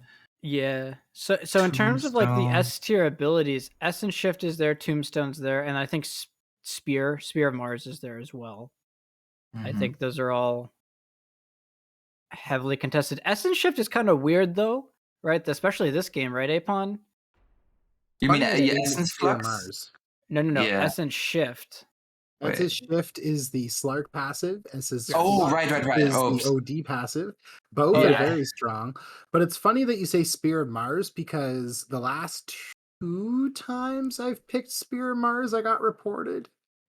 Damn. That's really you Fear just of Mars is one of those skills that if you fuck it up, you fuck over team fights. That's true, but it's also the only true stun in this pool. So I guess Berserker's Call. Snowball. True. Snowball is True. a In terms of, stun. reliable and easy to hit, and you're not gonna Hey, roll I in and would die. say Raider that Bash. Snowball is easier to hit than Spear. Speaking of Snowball, I wonder if the Tidehunter is gonna pick up Snowball. Snowball in and then Oh. call. Yeah, Can't Snowball carry in that the anymore. call. Ooh. Cannot do that anymore as Snowball just now being picked up. So Spirit Breaker, it looks like, is trying to just play Spirit Breaker. He has charge, and then he's probably gonna want Bash because it's And pretty won't- terrible without Bash. Most likely also wants Bash. Bulldoze. Maybe Nether Strike as the ultimate. Have you thought? All things to consider, by the way. I know a lot of players were saying that their most picked abilities were Flush Golem. That is now taken here, first pick there by Space Cowboy. Hmm. But you have a strength multiplier on Pugna. Ooh, Mars is so tanky. Yeah, Ooh. that's a tanky boy right there. That's Oh, gonna the be Venomancer got Essence Shift plus Shadow Dance. Wait, guys. Treant Protector has Decay. Yep. Wait, so Treant already has the highest base starting damage of over 100, and now he's a strength hero getting Decay. His What he trading really in needs is lane. penitence so that he can cast that Oh. on someone and get like 120 attack speed and then be smacking people for a bazillion damage after snowballing on top of Oh them. my gosh, There we that's go. That's the OD is build terrifying. right playing there. OD. Okay, OD so is playing OD. he Well, is playing OD. Got 2 The out of the only 4.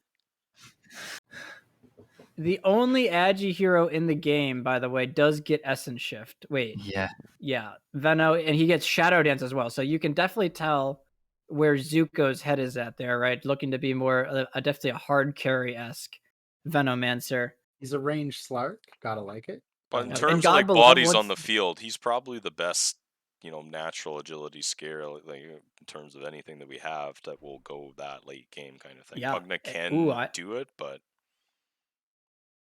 Yeah, and on the same side, by the way, I think Reptar the Green on the Tusk, I love the first two abilities he took. He takes Overgrowth and Tombstone together. Oh. So you can Yeah, now if his they ever tags try, is very strong.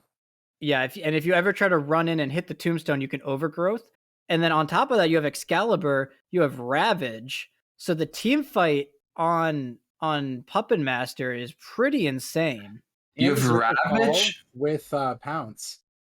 Oh, that's that's pretty cool. You're gonna pounce somebody, hopefully Berserker Call a couple of them, and then you're gonna poison Nova as many as you can. Mm-hmm.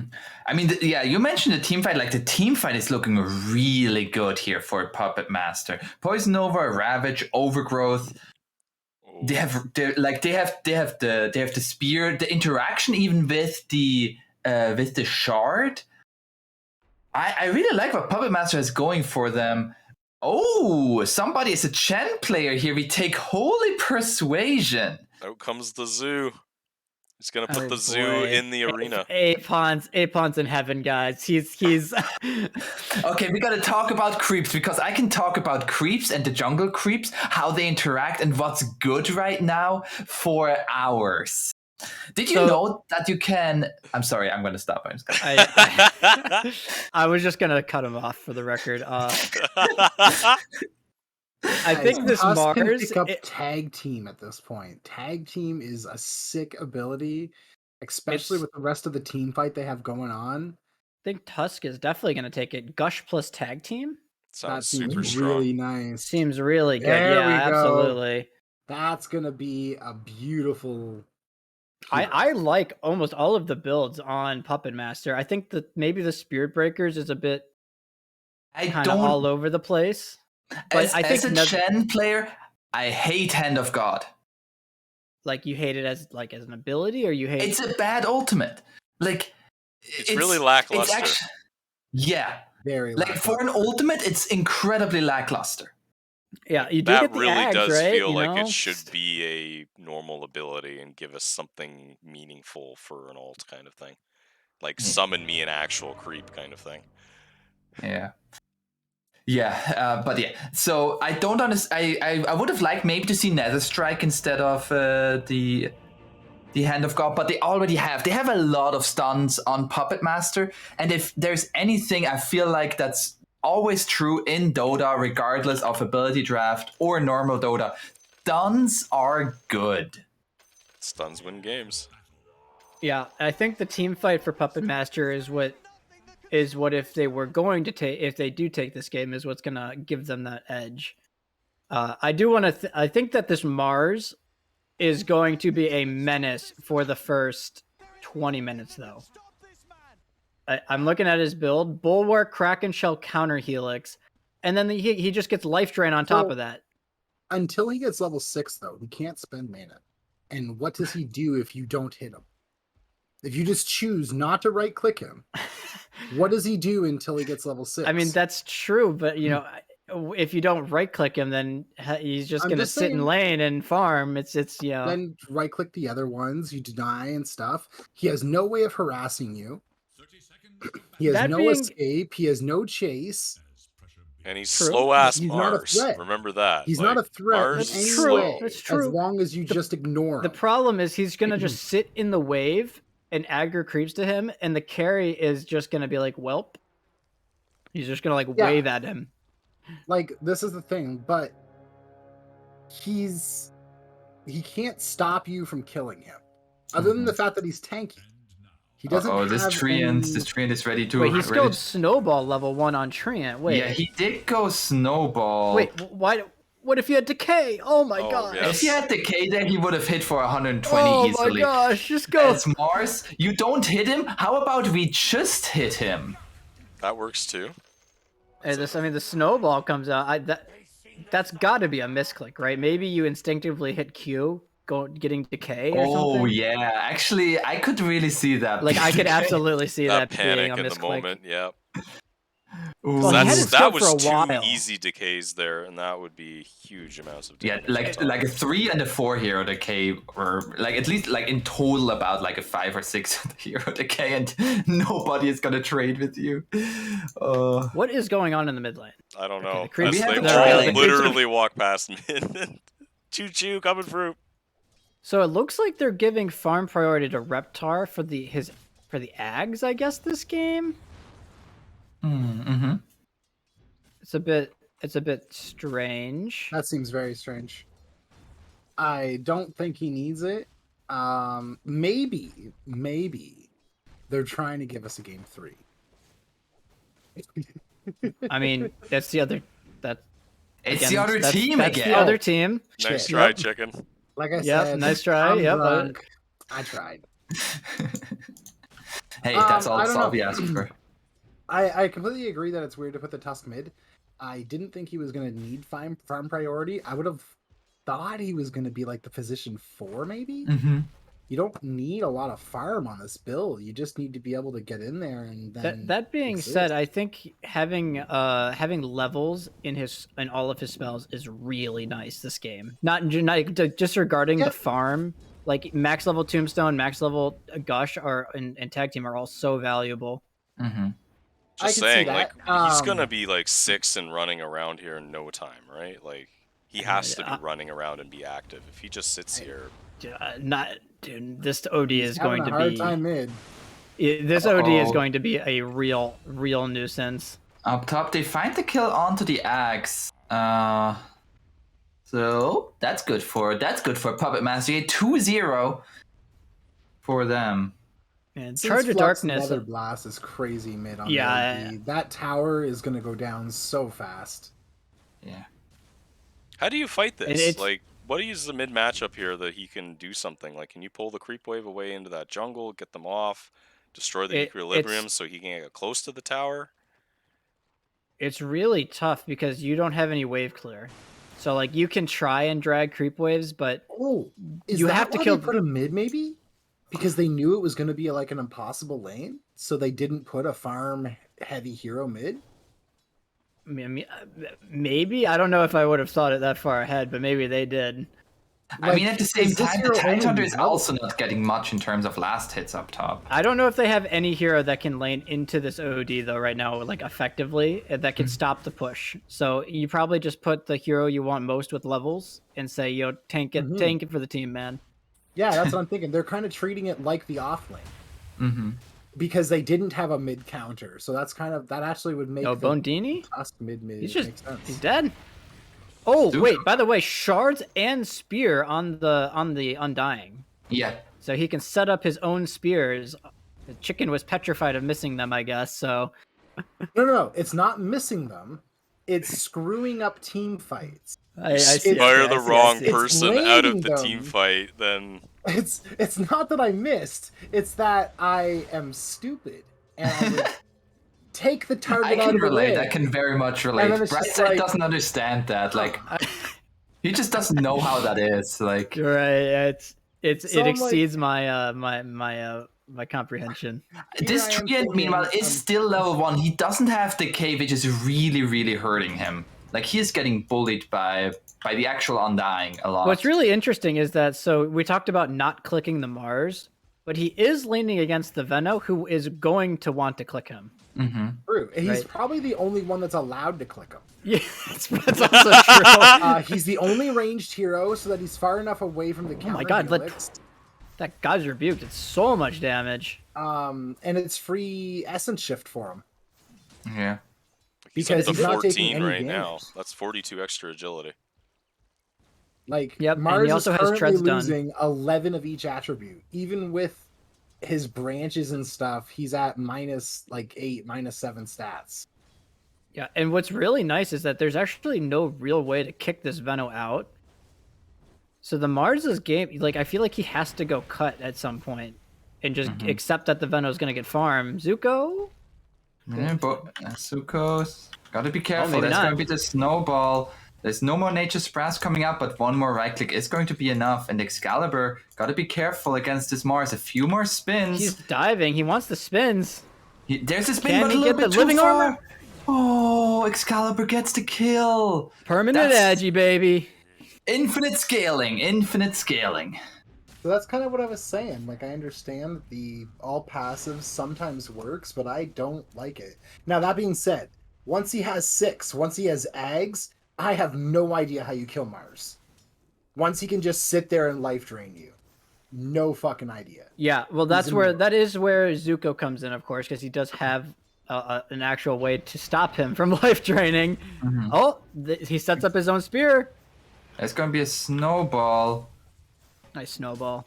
Yeah. And with the Nature's Brass actually keeps himself alive. What is Does going not on? go What's going on mid? What? There's just a chase down going on over here. Oh. Gale. Ice Toad, gotta be careful there. The Nether Blast coming out. Heck gets the Oh, he's got him. charge out. Oh. Meanwhile, Mars died again bottom. And they're gonna find the Treant as well. Great rotation there. DD on the Tusk, Gush plus the right clicks, and the Tombstone. That's just... It's so hard to fight these spells early on when you have this many levels. Mm-hmm. Level 6 on Reptar, of course. He is going to lose his mid tower very soon, though. Yeah. They do have... What level living armor is this? Level 2. Level 2 living armor. So it will, sort of counteract it, but it's just not going to be enough, really. Like if they bring more heroes here, maybe they can contest this. Like they have maxed out Tombstone, which is very good. But at the same time, actually, bottom tower is also getting heavily assaulted by this Venomancer with a Cardi Wave. Has hit level 6, so the Shadow Dance is available. The problem is, of course, like, who do you rotate in? It's Yeah. just like, is it the Spirit Breaker? I guess it is going to be the Spirit. He charged a creep, though, so,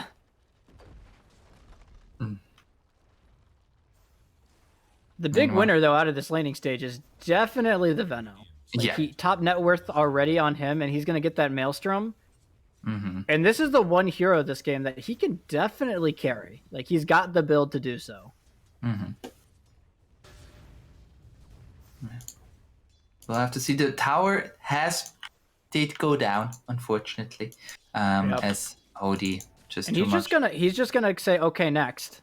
And come And he down has a bottom here. meteor hammer. Uh-oh, they're gonna go onto the Venom Man, so that would be a huge kill. There's gonna be the Shadow Dance, Excalibur trying to get away. There's gonna be the Tombstone, they're trying to fight this back. There's gonna be the Overgrowth. Save with the Astral Imprisonment, but 999. Oh. There's gonna be the Meteor Hammer. Do they have any stuns? That's needed. Amazing. Amazing. Let's all that stand was around and look great. at each other for a second. So that's 3 permanent invis for the Venomancer. He's already chilling on 24 stolen agility right now. I actually really like this God's Rebuke with Essence Shift. I know it's not like crazy, but if you get the whole team, that's 15 agility out of nowhere that you didn't have. Wait, before the fight. every Yes. God's Rebuke applies Essence Shift. Yeah. Oh. So like They're gonna it's- try and hold on. They're going on him. Yeah, they're gonna try to go on him. There's going to be the snowball. Gotta be careful though, as Zuko is here, throws out the spear, finds the Treant, and the charge coming through. They're gonna leave Bonadini to die. There's gonna be the Nature's Grasp coming out. Ice Toad, he's just Ice Frog This is impersonation. the one downside to not maxing the Astral, right? You've got this Meteor Hammer on OD, but he actually can't set up for himself. Yeah. Mm-hmm. I was it's a wondering bit- why he isn't just using Astral Imprisonment into Meteor. Then I was like, oh Yeah, yeah. it's level 1. So normally level 3 Wanted to is the push that threshold. The tower was the big thing though. Like he's already taken mid tower because he's just max Nether Blast with unlimited mana from Essence Flux. Right. So, But like, it's just like now you have this Meteor Hammer without any. If you can get yeah. bottom tower with it, it's good. But you know they actually that failed movement bottom is pretty crippling to their ability to actually do anything on the map. Okay. Meanwhile, the Axe, what he has been doing with his creep, mostly stacking here, as we have some huge stacks Oh. in the jungle. and I think the Mars is just gonna go take these.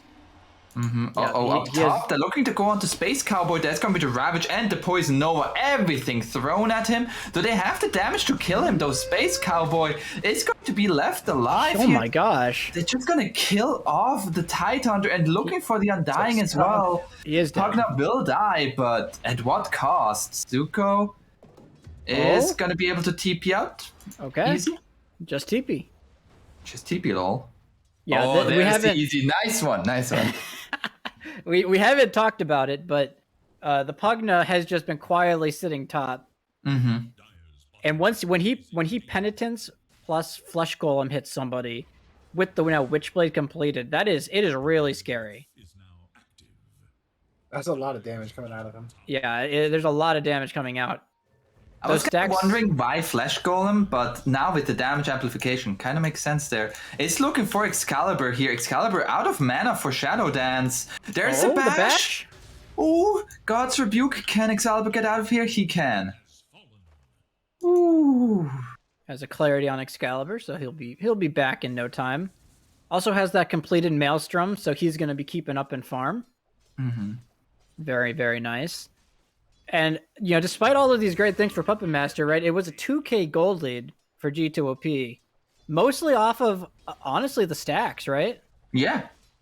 I think the Mars just cleaned up 3, like, quadruple, triple stacks. Yeah, He has it's Vanguard wild. now finished.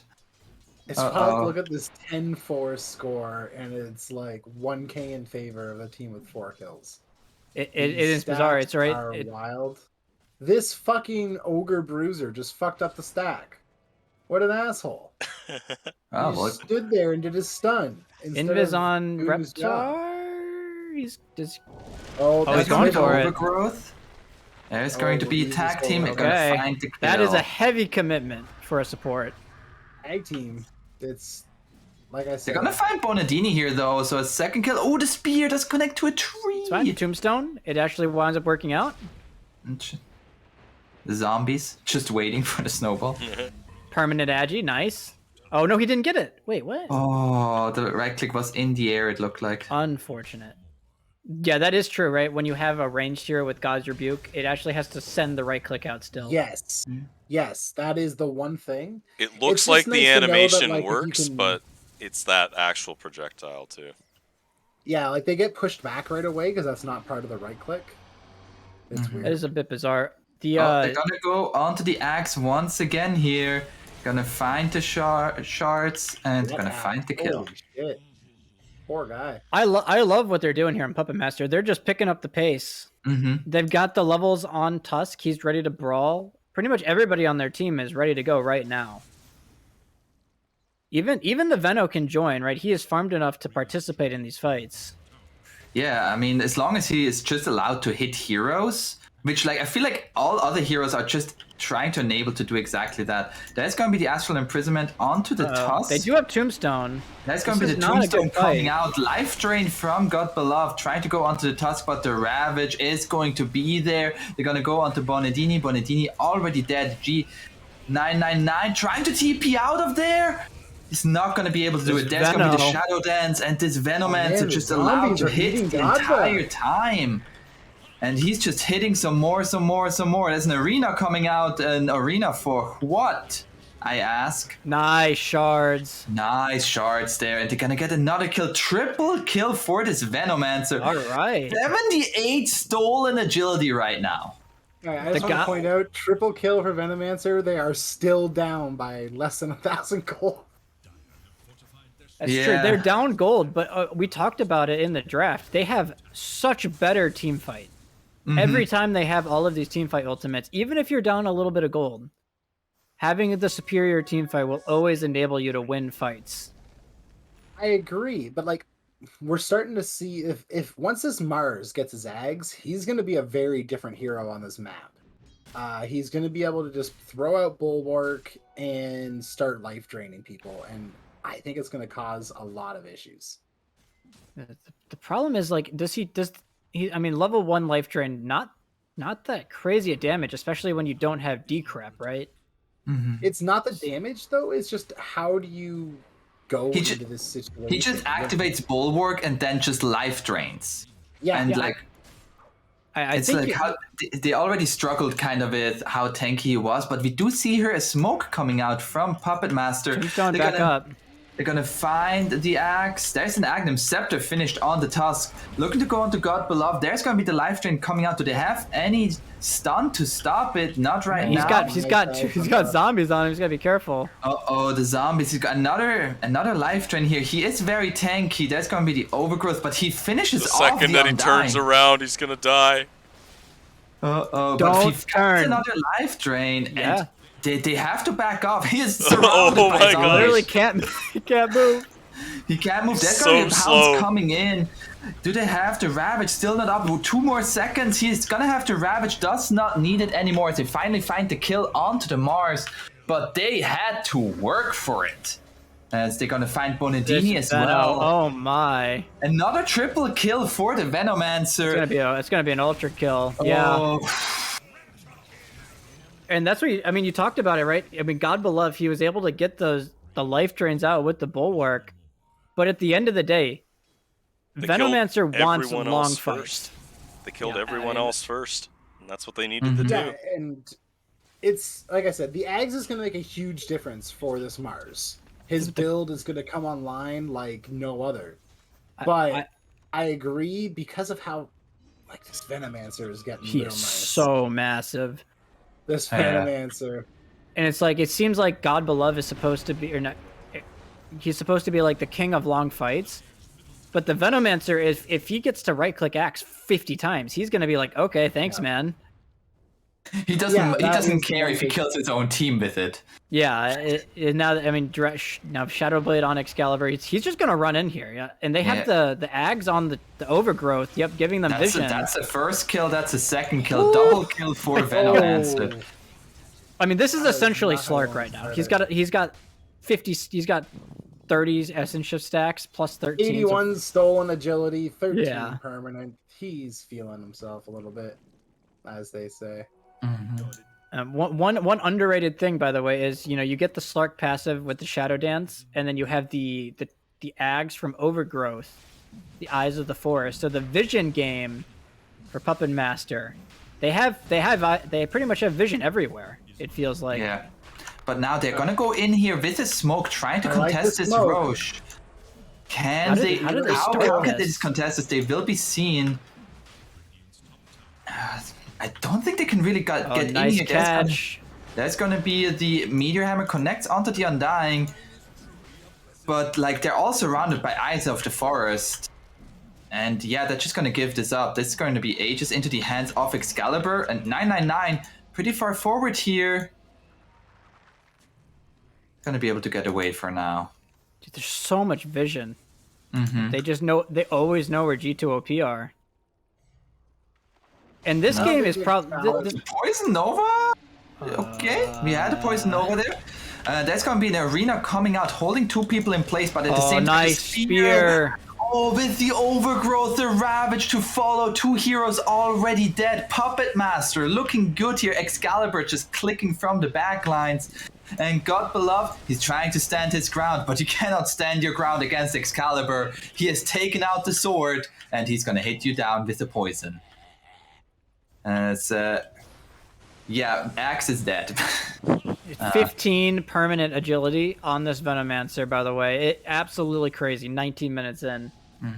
He's actually pretty sad being a ranged hero because he struggles getting actually in range. Yeah, that's true. To take the permanent edge. He's really suffering there. First world problems with 15 agility.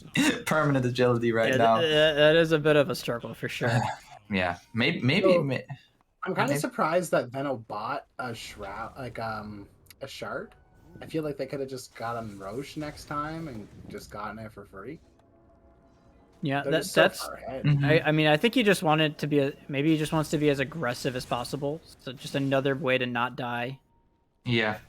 And I feel like that is one thing that maybe here Puppet Master from the previous game, when they had the lead, and I felt like they were not really pushing us as much as they should have. And then they got caught out in a bad position. Maybe they're like, okay, I really want to invest into the right now to be as strong as possible as I can. With this Depth Shroud, like, how do you kill anybody on the Radiant side if there's Depth Shroud on them? Yeah, I mean, I completely agree, and I think it also just capitalizes on the G2OP's lack of damage as a whole, right? Mm-hmm. You know, you look at who's doing the damage on the Dire. I mean, Pugna does some damage, but he's super squishy. Same with the OD. We do have the Agnum Scepter now here on the Mars. Okay. We'll see how is this going to affect the next fight. They're gonna lose another tier 2 tower here. H is still on the Venomancer for about 2.5 minutes. Here's the problem. You talked all this stuff about Bulwark and in the life drain. There's a Silver Edge on Excalibur. Uh-oh. It's too So late. he can just Kraken Shell. Does it stop Bulwark now? you Like, break Kraken Shell. Oh, there's gonna be the save with the Astral Imprisonment. They're jumping in with the Poison Nova. God beloved just trying to get away. The Gush coming out in the arena, keeping him safe for a while. But that was so much damage. They cannot run into the tombstone while it's down, so Oh, and that Nether Ward is doing so much. Yeah. oh, And Bonadini. All right, he's dead. See you later, man. The F's in chat there. Oh, actually, that's going to be a Ravage coming out. God beloved is going to be stunned up here. And they find the kill onto Bonadini. God beloved gonna die as well. 17 stolen agility, permanent. And now there's going to be the buybacks if they don't find a good fight here on G2OP. There's going to be the life drain onto Ice Toad with the ranged bash from Space Cowboy. I mean, they're just gonna go back in. Yeah, Excalibur still has everything. Excalibur, there's going to be the Snowball. Snowball with Bulwark. Yeah, they're gonna find the tombstone at least. Oh. Gonna find the kill onto got Space sniped. Cowboy. The taunt coming out onto God Beloved. Silver Edge is up. Oh, he's gonna life drain though. The Silver Edge is gonna be enough to get the kill. And that's a dieback on the Mars. Ooh. 8 kills, by the way, on G2OP to 35. Bonadini, it was nice knowing you. Another I mean, F's this in might- the chat. I wouldn't be surprised if they just call it here, but like, you can really see Puppet Master, right? If they can get, we said it, if they can get Excalibur into a favorable game position, he is absolutely capable of taking it over. There's gonna be the spear interrupting he is the just meteor dead. hammer, and that's gonna be a dead 999. Greedy. He should call 911 right now because he's not looking pretty hot. Oh, And again, it the does feel like silence. a lot of this really does feel like it came back to the decision to put the Tusk mid, right? Mm-hmm. Right. He was able to get these super early levels in Tombstone, which has I think been the real enabler of all of these fights. I mean, the G2OP two has rotations from him going bottom were so good. yeah, absolutely. Not to mention they really put Excalibur in this position to just own the game. Yeah, like they're kind of playing 4 protect 1. Like it's sort of 3 protect 2. Like they don't really have a position 3. They have 3 supports in Mhm. reality. All 3 of the remaining heroes are very support builds. Yeah. Yeah, Um, and honestly, if you were to just say like here, you're playing support, just max another word. Like that's a great hero to have still. Mm-hmm. Like the Spirit Breaker, I thought his weird build was kind of weird, but all he needs to do is put down another ward, and the same with Tidehunter. All he has to do is living armor his carry. It feels like Yeah. it's very simplistic. Zuko's got a couple more buttons to press, but There's going to be the jump in here with the pounds, with the shards coming Nice in, and overgrowth. the overgrowth onto 3 of the heroes. The Ravage on the other side, and that's just a beautiful team fight right there. We talked about the team fight factor in the draft, and there are 4 heroes dead on the Dire side, and they did not have that team fight factor. 23, 0, and 11 on the Venomancer. 22 stacks of permanent agility. 18,000 net worth at 24 minutes. This man is a menace. He truly is. I have a feeling, I can't say for sure. Do not We say. might Don't be say seeing, it. Don't we say might be it. seeing. Don't a say game it. tree. You don't No, say I'm it. saying- You said it. Oh. Okay, now Oh, how is Raging going to shit. throw this? We've gotten cursed. How are they What going to is- lose? So okay, so with this in mind, what's the scenario that Dire take it back here? How do they try and take this? I'm not gonna lie. I don't know. Like it's got to be some miracle Right dive. side, For, Well, right you side. talked about the Mars fights, finished to face boots. the problem is like it feels like the OD and the Pugna, they need to be ahead for their builds to be useful at this point, and they're just too far behind to actually stand their ground. Mm-hmm. They're too far behind the Tusk, let alone the Venomancer. The Yeah, Venomancer's and on then a of whole course other level. the secondary part is how do you start a fight on your own terms for G2OP, right? You have 0 stuns. Wait, do they have Snowball and Astral both suboptimal at this point in the game? Mm-hmm. So like how are you really supposed to take engagements on your own terms? Yeah, they're kinda what I gonna was walk saying. up onto the high ground. They have Poison Nova back up in 5 seconds, Ravage in 30 seconds. They can just sit here with Tombstone Netherward down and pretty much feel invincible. There's gonna be a little bit of a jump forward there by the Tidehunter. And there's gonna be the charge coming through the helping hand. What an overgrowth. What an overgrowth there. Just coming out. They get the Mars once again. The arena is going to be the separating the fight, but Excalibur with the BKB, he is not leaving this up to chance. Yeah. He is not messing around. Like I could understand. I could understand if they all chat call it right now, but they go for different options. They go for the question mark. Much simpler. That's gonna be a buyback from the Pugna. Gonna turn this around. Yeah, he does not have Flesh Golem. He's good. He's pretty sure he's dead. Yeah. Oh, he's gonna be saved with the Astral Imprisonment. Gonna be some fountain farming going on. Ravage coming out. Excalibur, he needs to pad some stats here. Doesn't have enough damage. He needs more damage numbers. Yeah, higher and bigger damage numbers. Has to, yeah, of course. It's only 300 damage right now. That's not that much. Yeah, no, not. He needs more net worth too, sorry, right? sorry. Only 301 damage. I apologize. I was way off. you can see God Beloved boosting his healing numbers now. Yep, healing up his teammate who immediately died. As we are gonna have a game number 3. Game 3. Puppet Master, I'm gonna say, I feel like once again, this game was set up by the stuns, by the lockdown. I feel like in game number 1 it was the ensnare. Here in game number 2, like maybe not lockdown, but like the tombstone as well as then the lockdown, the spear and the shard from Zuko. I feel like they were so important. I think just teamfight. I really do think like real Dota is generally won or lost by who has more stuns and more team fight. And I think Puppet Master really just embodied that this game. They had so much team fight and so many stuns. It never really felt like G2OP could take a proper engagement.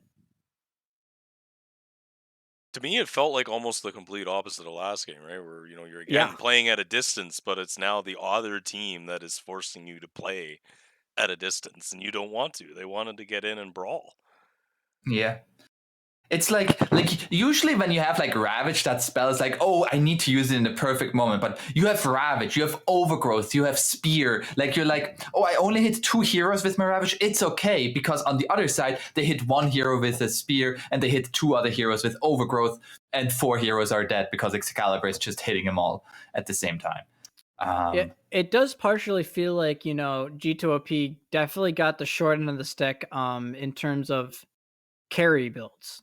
It didn't feel like they could really get an effective, safe lane build here for Space Cowboy, compared to, of course, to Excalibur 26-0 on the Venomancer had a great carry build. And then last game, right? Even Space Cowboy had the great carry build, so it definitely does feel partially like that.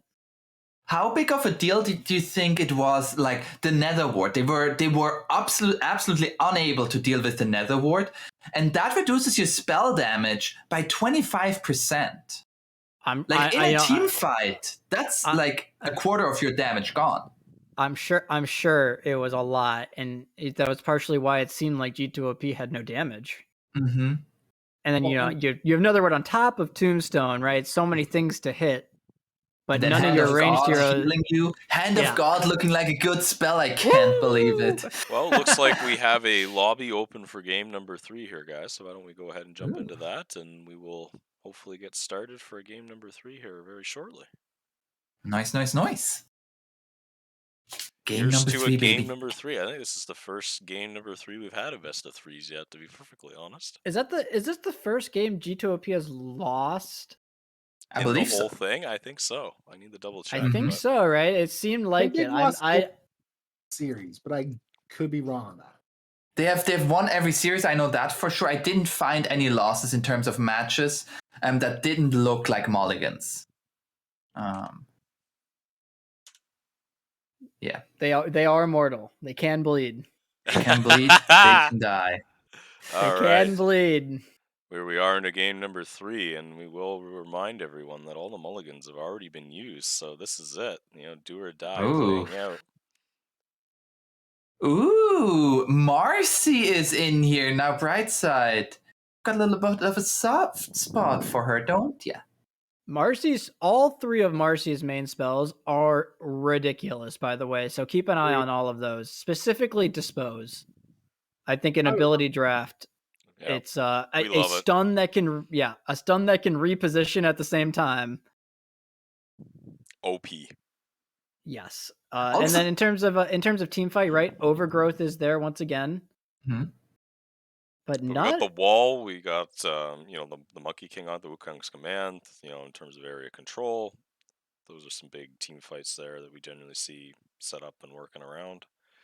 Yep, Vacuum, I think, generally also a pretty high value spell to have, just in terms of repositioning in team fight.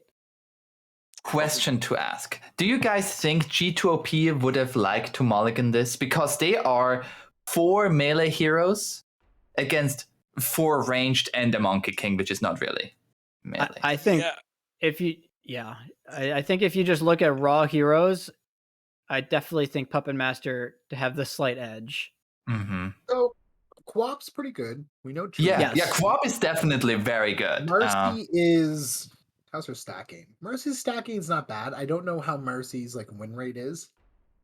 Spectre is good eventually. And Bloodseeker, I mean, Of all the melee agility heroes to get, Bloodseeker is probably like my second or third Mm-hmm. choice. Like I do not mind being stuck with Bloodseeker as a last pick. Mm-hmm. Um, I agree the range is definitely a problem, but you can probably draft through that. These I guys are mean, Blink very helps with smart. Yeah, that. you can. I mean, you already see right. There's Blink on God Beloved, Overgrowth as well. Great against ranged heroes. So They also you got global TP in the mix here. They could easily just come up behind people as well. Mm-hmm. Hmm. You see here, the wall plus Iron Shadow. Whoop. Sorry about that. Ooh, that just came so over me. what's really nice about getting walled right is you get normal punch built into the wall with the shard. Mm-hmm. So that it gives you an additional ability if you do wind up going in that direction. And then I think Ion Shell just overall is such a valuable ability in Dota. Wave clear, team fight, damage in team fights and stuff. Unleash So with poison attack. Ooh, that's really nice. you mentioned you like all three of Marcy's skills, base skills, but you didn't Yeah, mention the ultimate. So I don't I know what you didn't. have against Unleash, but have you ever seen it on a ranged hero? I No, I have nothing against Unleash. I just I think Marcy is good in regular Dota in any role because of her base abilities. Is all I was really referencing. So I can't Unleash with disagree with poison that. attack, of course, is going to be nutty. On a ranged hero, like this is insane. He's Yeah. probably I would expect that he's gonna go a Witch's Blade for the projectile speed. Oh, Projectile yeah. speed's Yeah, that really that would nice not with what he surprise me, has. and that's probably already like looking like they're mid more than likely, right?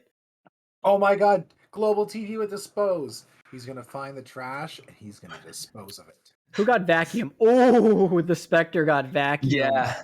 Yep, There are there it some is. dicey builds here. Some very dicey builds. A vacuum into overgrowth this game. Oh baby. That's very, very scary. I'm And then looking the at Quap, of course. the Oracle, to be honest here, with the Monkey King ult and the setup to be able to astral people to set that up really nicely. Oracle is one of those characters that we don't think scales, but can fall off in the late game, but early and mid game can be very, very effective here, and could be a Mhm. problem for some of these other Radiant heroes. I mean, I think Astro plus a stun, right? It's essentially a double stun with Wukong's command on top of it. It's a lot, especially depends on if he's a core support, I suppose. But if it's a core, the damage output within that is pretty crazy, right? Mhm. Yeah, I would kind of expect it to be a core. Sort of looking at how things are proceeding so far, you got kind of the Viper looking to be more of a support, probably the Yeah. Enchantress looking to be more of a support type of role, leaving the OD, the Oracle, and the Monkey King to sort of fill those more Oh my core god. roles. Guys. OD can get impetus. Yeah, he can also get Jingu. I was looking at Jingu for him actually, but yeah, impetus as well. Yeah, Oh my Ooh. god, impetus Does would does be Impetus stack with deny poison pick! attack? They Yes. have they did deny they it. deny it? They Photon had to. I auto. think they had to deny it. They had to deny that. That would have been insane. Oh, he goes for the Shadow Strike. Hmm. Some more dots, I guess. It's Well, that could have also been a bit of a panic pick there in terms of like, oh my god, I'm yeah, gonna he get got impetus, let's go, and then like not seeing the obvious other one, which is the It's Jingu. also just more slow. Like you have the Shadow Strike slow plus poison attack slow. Like you're not walking away. And again, we talked about like them being melee. How do you walk away from this? I'm a little surprised nobody got Scream of Pain. Like generally considered one of the more valuable early farming tools.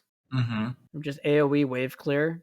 So not going for that. The Oracle actually got Jingu. So the Oracle is just Monkey King. Except with tree jump. Except no tree jump. except no tree jump. So his early laning is going to be really nice.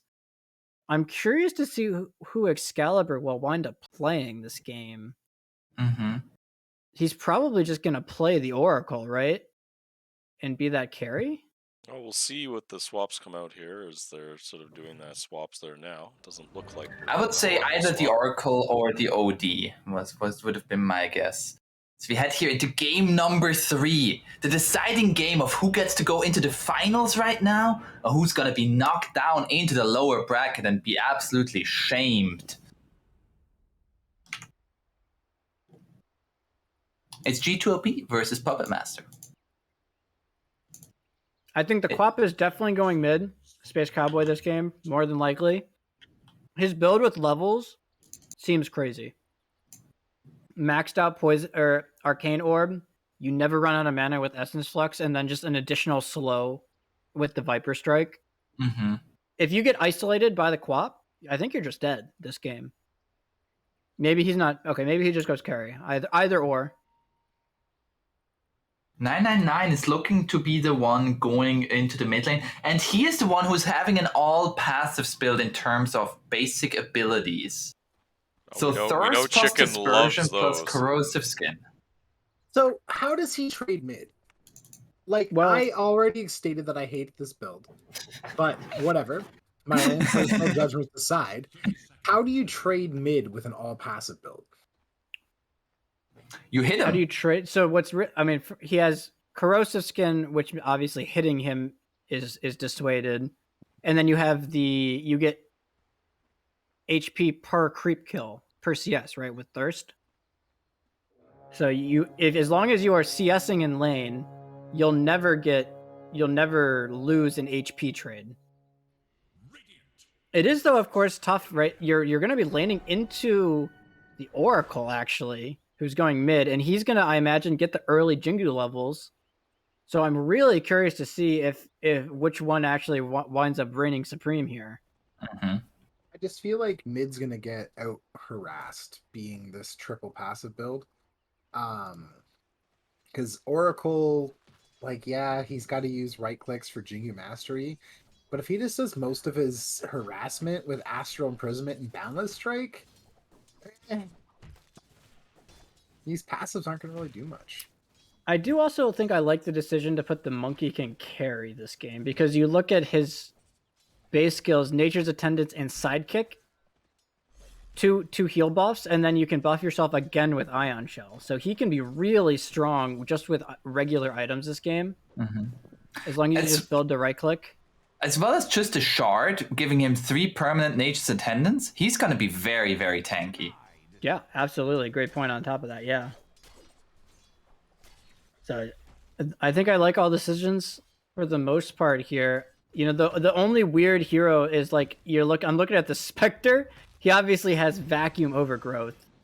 And then he just has Impetus, which is That's your band you know, pick right once there. he has mana, yeah. Once he has mana, Impetus means he'll be able to harass from ranged. That's a plus. How much mana is Impetus? So he can cast 5 Impetuses, yeah. It is not the greatest. Right, I He's really don't there for the expect other him his to other level spells. this ability. Yeah, I agree. I would be a bit surprised if he actually even yet leveled it. I do agree with that. And then they actually put the OD in the offlane. So Space Cowboy, of all the lane matchups for this Queen of Pain, this has got to be the worst one, right? I mean, you're laning into Shadow Strike plus Poisonous Attack. You're laning against like a Viper and the Queen of Pain lane. I mean, It's really like you're just sad. Do you think this OD is gonna stand in the Nether Toxin because he has a Viper on his side of the team? It always happens to me. That's not confusing. That would never happen. And meanwhile, in the mid lane, actually, like 999 is doing very, very well so far. 10-4 versus the 8-6. Like, there are some denies, but he's doing. I mean, you just have to consider he's a melee hero, double gauntlet, and then he just has quelling. And he just has a natural damage advantage. Also, I gotta wonder, Oracle not skilling Jingu against a melee hero. It does feel a bit weird, right? Is gonna go down here. First Blood going the way of Ice Toad. That is giving a lot of speed here for 999, but First Blood going the way of Puppet Master here. Once again, Puppet Master is so far completely undefeated. But let's accept that previous game here, and now maybe this You game. mean G2OP? Yeah, sorry. G2OP. My bad. I was My like, bad. what? Names are hard, okay? Yep. I can Yep, that's agree fair. to Into that. that. I mean, I'm sure Chicken especially can agree with that. He's been completely flawless so far. He would I never, haven't he messed up never. anything today, let alone this entire broadcast tournament ever. Never. Ever. Hmm. Shifty eyes, blinky face, runs away. As Space Cowboy gets the blink away, but now Trian, you stepped He forward. is out of mana. It's actually he actually I was curious if he was gonna level this, as the Fate's Edict skilled. Mm-hmm. So it can't offset a little bit of that dot damage coming out from the Puppet Master lane. Also out of mana currently on the Outworld on the OD. Yeah, he needs a lot of mana. He doesn't have Essence Flux, unfortunately. Yeah, and of course the underrated thing of this Treant build is the enchant. One of the strongest laning abilities in the game, pretty much. Just you consider Enchantress as a hero. Those early levels of enchant get really scary if you get these large creeps. Yeah. So you guys do a lot of regular Dota. Is Fate's Edict good? Because in As ability draft, I usually never pick it. I'm not a fan. I feel like if you know what it like how to use it in multiple scenarios, it can be value. Because you think about the ability as a whole, it's a disarm on an enemy, it's magic immunity for an ally. So it's got multiple usages that I think can be valuable. I just think it's hard to properly, utilize it. I think the recent eggs of it getting rid of the positive for enemies or negative for your allies could have been moved to the shard. Personally, I think then it would be very, very, very strong. That would be insane. I think that Ags was probably one of the best Ags in the game, but you never saw it because of the hero. They're trying to go here onto the Oracle, but TPs are coming in So fast. Strike. Not going to be in range, but they're gonna look for the Spectre here at least. Are they gonna dispose this? No, as the Marcy is coming back in here still so fast. He's fast, but he doesn't really do any damage because he has all passives, like we mentioned. That's definitely something.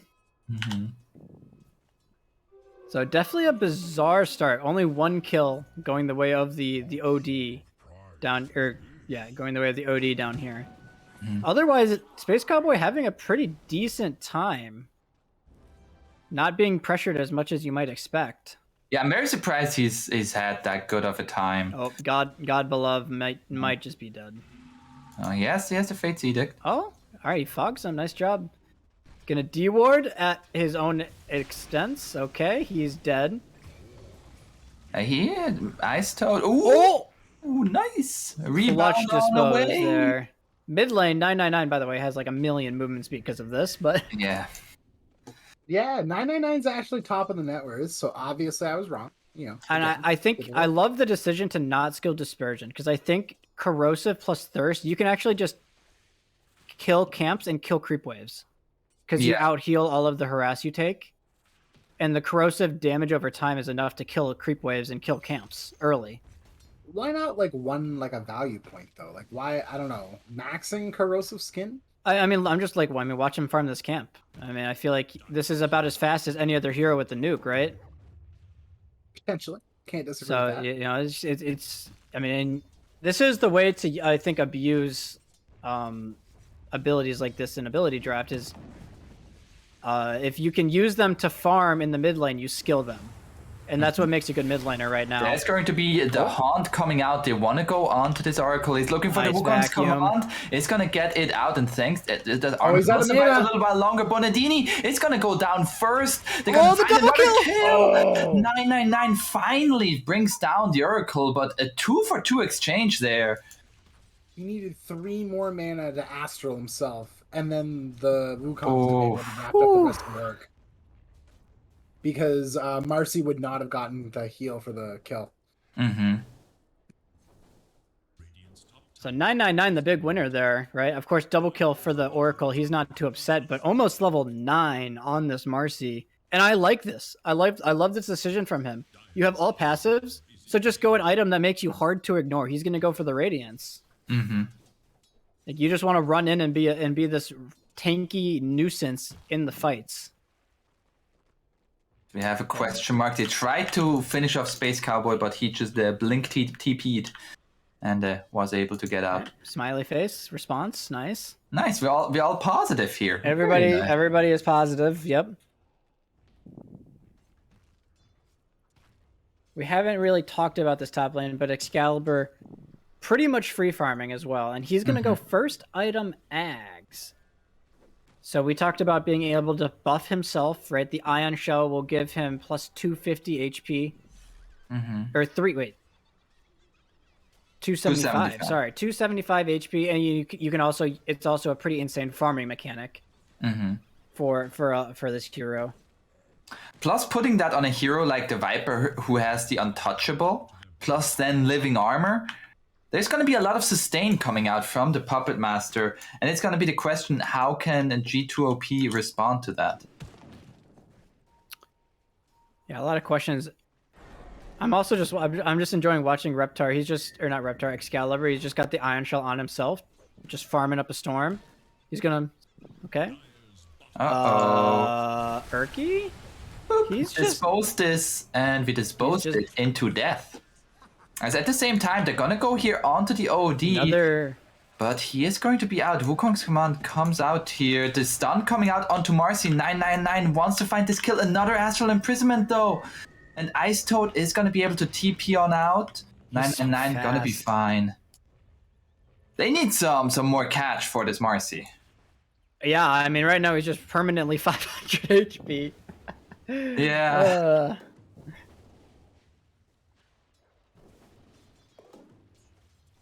And you know, right now, if you're definitely thinking about like what's gonna happen as we scale towards the mid game, you definitely gotta. I feel like I have to favor Puppet Master right now with how their builds are gonna scale. I mean, I'm just looking at this Queen of Pain's game, and she is in the dumps.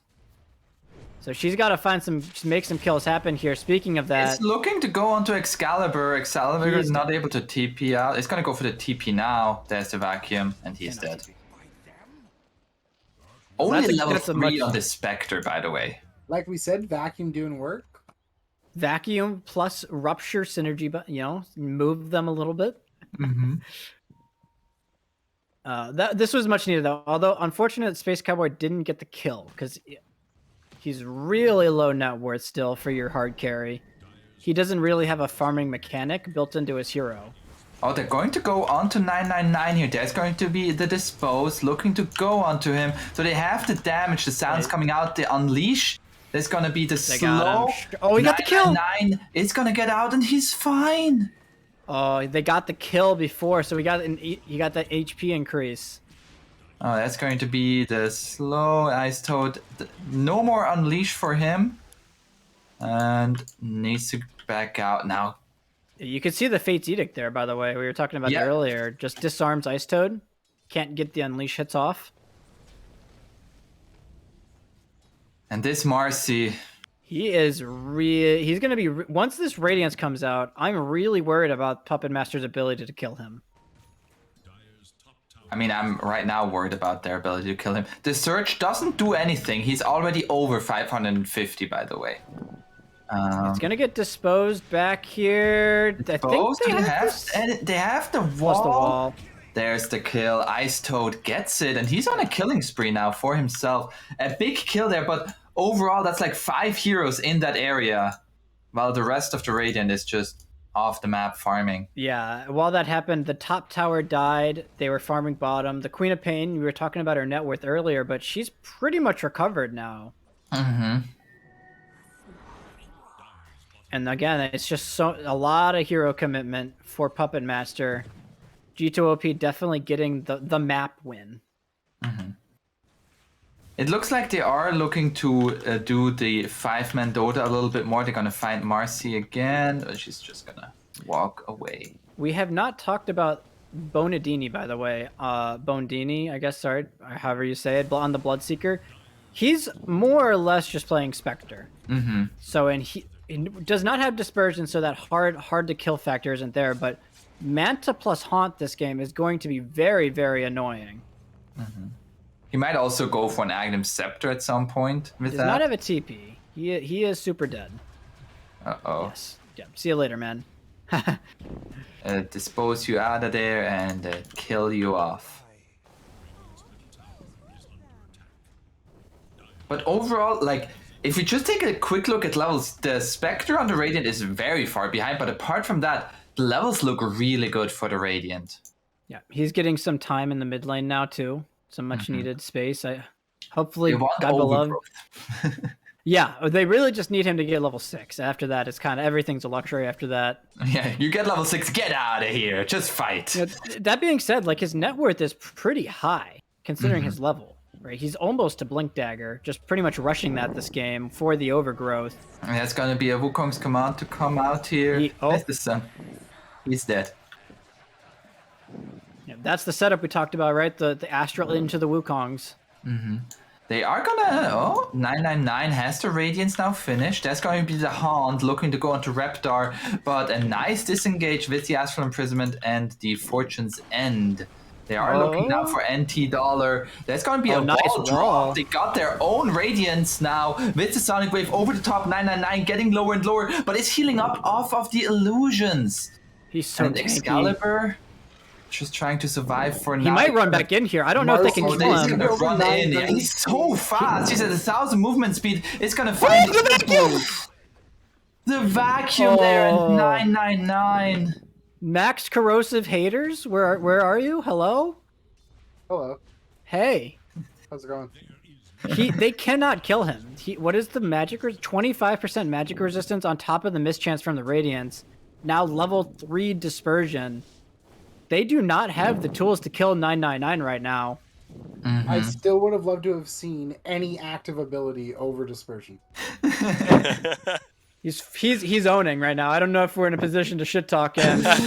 He's absolutely owning right now. I am absolutely okay with being 100% wrong.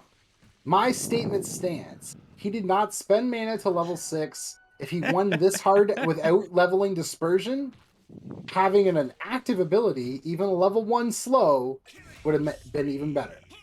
Oh. Find another kill. This game is it's kind of devolving, right? I feel like their carry, like none of their cores are ready yet, right, Apon?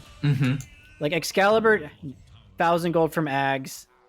Reptar died up top. Reptar, like Space Cowboy and Ice Toad forces the Unleash there. Space Cowboy, can he get away? There's gonna be a few more hits. He gets another blink and he's out. did not get. Wait, did he get Not the enough Witchblade proc? poison. Oh, he didn't go Witchblade. Never mind. Not enough poison. He didn't go Witchblade. Interesting. Yeah, did not go Witchblade. So just the Dragon Lance with the range. And 999 is just like, hey guys. I think a Witchblade would have been sick. This might be this is surely a bit much, right? Like surely. He's at half health. He missed the wall. He missed the wall. He gets a first kill.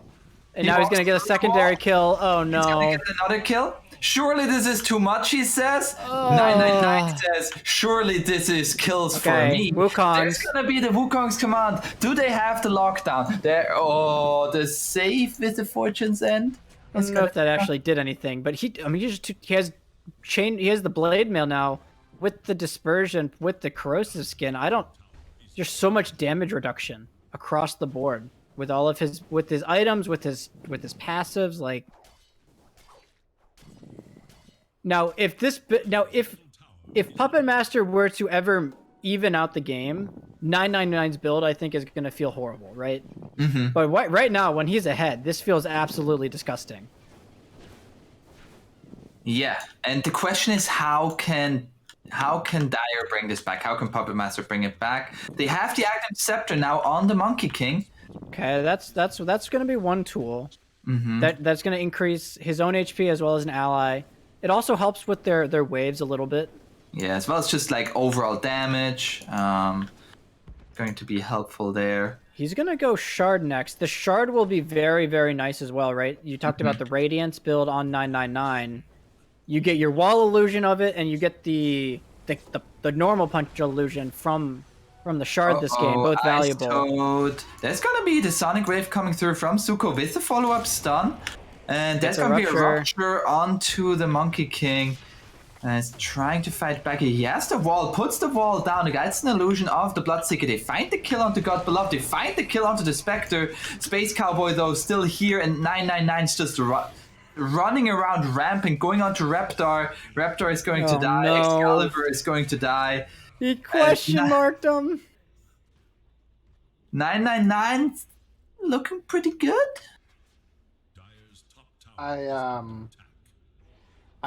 I don't think G2OP is getting dethroned. It's tough. I mean, again, it's just a net worth thing, I don't right? think you understand how the curse works. G2OP Yeah. is certainly winning this game, 110%. G2OP is definitely. Poor usage of the curse from our co-host here. Not ideal. He's Canadian. We'll forgive him. I see. I guess that excuses all I mistakes. just think I'm stupid. I mean, I think it's just as justifiable. Is now Marcy is gonna get a heart.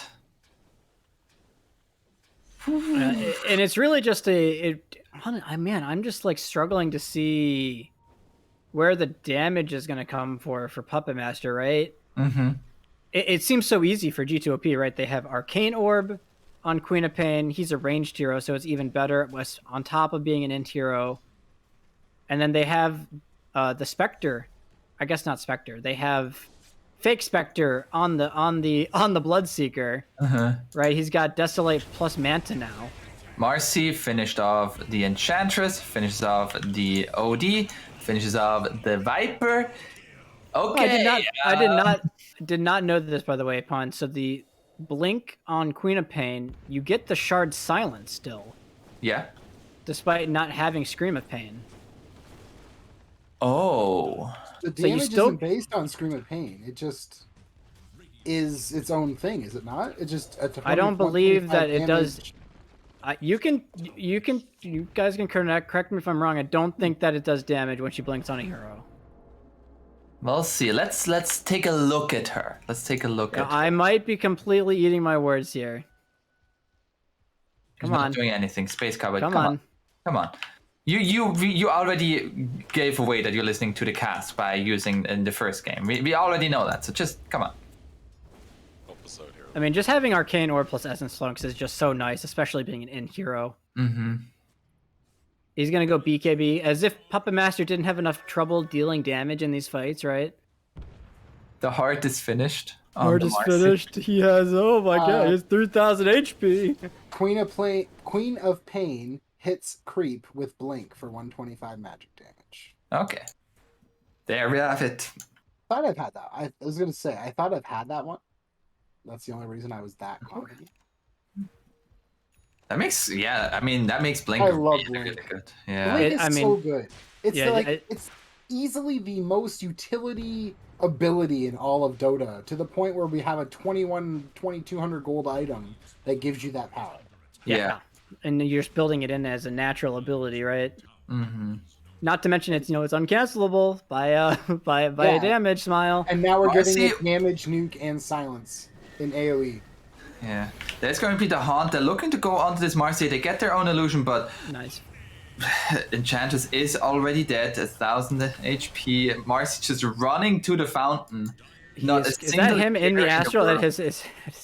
Not a single care in the world. And this is casually just looking farm tough. with I don't 500 know. plus. I don't know how they can kill any of these Radiant heroes at this point. There's going to be the Wukong's command, the wall, everything going to be dropped, and Okay. Oracle got they the get quap. the kill onto Space Cowboy, but there is going to be the vacuum and Excalibur. He's going to be stuck here trying to fight back, but you cannot fight back against Marcy. She has the power of anime. How can you fight against a hero that literally comes from an anime? How? It's impossible. Tough stuff. Drop a game for content, you know what it is. Yeah, he gets it. At least somebody understands. He still has the Aegis, by the way, so he really Oh my does not God, give I a can't single believe you hoot. typed that out. What a cheeky bugger.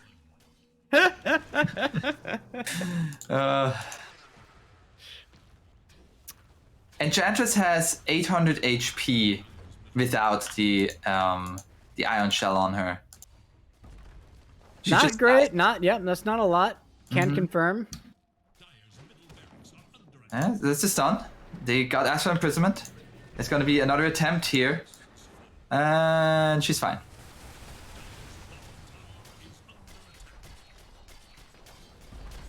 This G2OP, man. They're just too OP. There's going to be the normal punch. Normal punch going to be very good. They're going to try to focus on everybody else. They're going to try. They're going to find. Ignore him. Yeah. They ignore him. 999 is just standing there, doing the radiance, and they're going to find the kill onto the OD. You know, I don't want to jinx it, but I think that this game might be over. What do you think gave it away? I do want to jinx it, and I just know that there's just nothing that they can do at this point. This is ridiculous. What is it going Ag's for almost with done. point poster? Yeah, he has the rest of his Ags on the courier right next to him. You can see. Why does he go Axe? So he will get Wrath of Nature. Just the Wrath of Nature, right? Yeah. Okay. I guess so they can't run away because right now they're like trying to run away from him. Uh-oh, Anti-Dollar can't run away. Speaking of not being able to run away, goodbye. Well, sometimes So you guys we are think so in far? ability draft that, you know, like a shard or an axe is like, you know, a multi-tool thing, and generally it is, 'cause that's what we like to build, but we gotta remember that, you know, they put these things in here to get them just as a single ability, and a lot of the times they're just as good to get. Yeah, for sure. So now they're gonna try to go onto the Marcy. They just died to Space Cowboy. Instead, He's still full HP, by the triple way. kill and Marcy full HP. They Astral Imprisonment on the Oracle. He's gonna be fine. Almost. He's not fine. Never mind. Not fine. Not fine. And Space Cowboy will survive. Oh no! Oh no! Oh no! No! No! Bloodseeker, you are not the Marcy, so cannot dive as good as Marcy can, unfortunately. 999. He's an objective-based gamer here. He's hitting objectives. Love me some objective hitters. Taking buildings win games, by the way. It's called Defense of the Ancients. Kill the Doesn't matter Ancient. how many kills you have, as long as you take buildings. It is true. Yeah, as the Marcy is. It might matter a little bit, though, as 999 is literally in the fountain. Nearly he died. finishes him off with this version, but He it's going to die. He gave so much gold. He gave 2,000 gold in total. Oh. Oh my gosh. All right, throwing for content. I like it. Nice job. Throwing for content here. Is there a comeback possible? I kind of while Marcy is dead for a minute and the action may subside for a moment. I want to talk about like God Beloved. He's been playing carries and or cores, I should say, so far. But this game he has been put on a support role. Also like the flexibility here that G2OP has with the heroes, with the players of like, oh, you're going to be core, I'm going to be core. And yeah, we talked about that earlier in terms of, you know, a lot of teams will end up swapping a bunch of heroes around to sort of get them onto the right sort of role that they play. But yeah, these sort of top tier teams do have a lot more flexibility in terms of who can play what and still be very effective. Mm-hmm. For sure. So now Spectre has an Aghanim Scepter. So the Eyes of the Forest are back. And the Haunt coming out. We're gonna go on to the Viper. Viper has a Force Staff. Trying to get away. Jump forward. There's gonna be a nice vacuum, but no overgrowth follow. There's the overgrowth now. And the Wukong's command coming out. Space Cowboy in there with the BKB. Oh, they find the triple kill Space Cowboy. Oh my gosh. Marcy wasn't even part of that fight. Ultra kill for Space Cowboy. But they got the Spectre. It turns out Arcane Orb does a lot of damage. Especially when you're on an int hero. An int hero with such good attack speed. And that's really weird. I didn't, that's crazy. Who would have Crazy thought? concept here. Who would have thought? And so G2OP undefeated in terms of series, but not undefeated in terms of games. As They do bleed, but at the end of the day, they this third game especially was just a complete whomping, huh? We sort yeah, of this talked about Marcy. that timing, right? Where they knew the strong abilities, they knew what they had to do, and they just put their foot down on the gas and they never took it off. Yeah. Now, slowly but surely, the Ancient is going to fall to creeps. And Bonadini is going to finish that. So G2OP will be in the finals. Or grand finals, I should say. They've been the gold standard throughout this entire tournament for the most part. I think we would all probably agree with that. So they go on to the finals through the upper bracket. Puppet Master, they will play the winner of I believe there's a series going on, another series going on right now, right? It would play the winner already of that be finished as they are a best of one. I just didn't have the opportunity to go check that particular series, so I don't actually know the results of that, but maybe Chicken can do some actual admin for once in his life and find out the results of the other game for us. But this was a very exciting It looks like series. Draft Dot. Oh, wait, that's a different series. No, that's a different series. Draft Dodgers. It looks like Draft Dodgers won from the ticket, at least. There was another game played today. But yeah, I mean, G2OP were just like. I did feel like Puppet Master. They looked good, or they looked okay in game number one. They got off to a good start, but once G2OP got like hit their timing, and I feel like I feel like ability draft, we're talking even more about timings than normal Dota, because I feel like in ability draft you can kind of choose what timings you have with the abilities that you choose, and like being able to make use of that is just being shown here by G2OP. They got the Axe Scepter in game one on the Clinks, and like it just felt like the game was just over. Like the first 20 minutes didn't matter because suddenly he has that one item, and you're like, oh, how do we deal with that? I think game 1 and 2 specifically, we saw the timings come into play a lot more, right? Game 3 felt more like an outdraft to a lot of degrees. I like it just felt like they never really had answers at any point. Yeah. Of course they did hit their timings, I'm sure, to a certain degree, but that first game in specific comes to mind. When G2OP, they were losing, and they just spun the game on its head with the one fight with proper timing, and really just showed why they deserve to be in the finals. Yeah. Okay, I have a couple of members of the winning team here for a winner's interview if you guys want to ask them a couple of questions. I'm down, for sure. Wonderful. Let's pull them in then. We have with us God Beloved and another member of the team here coming in, it looks like. Welcome, gentlemen. Congratulations. Thank you. Thank you. Thanks. Congrats there on now being in the grand finals. How did I'm gonna start a little bit in game number one here. You guys were a little bit behind until you got the Agnum Scepter on the Clinks. Were you guys always like confident that once you hit that item, you're gonna be good? Yeah, it's a huge power spike for us, so we kind of just wanted to avoid fighting until we got Ags on the Clinks, and then our SD that game had Sideblades, I think, so we just outfarmed them. Yeah. In more of an overall question, maybe, do you guys decide? Like I saw quite a bit of role swapping in your team. Like God Beloved, you played support here in the last game. Do you guys decide?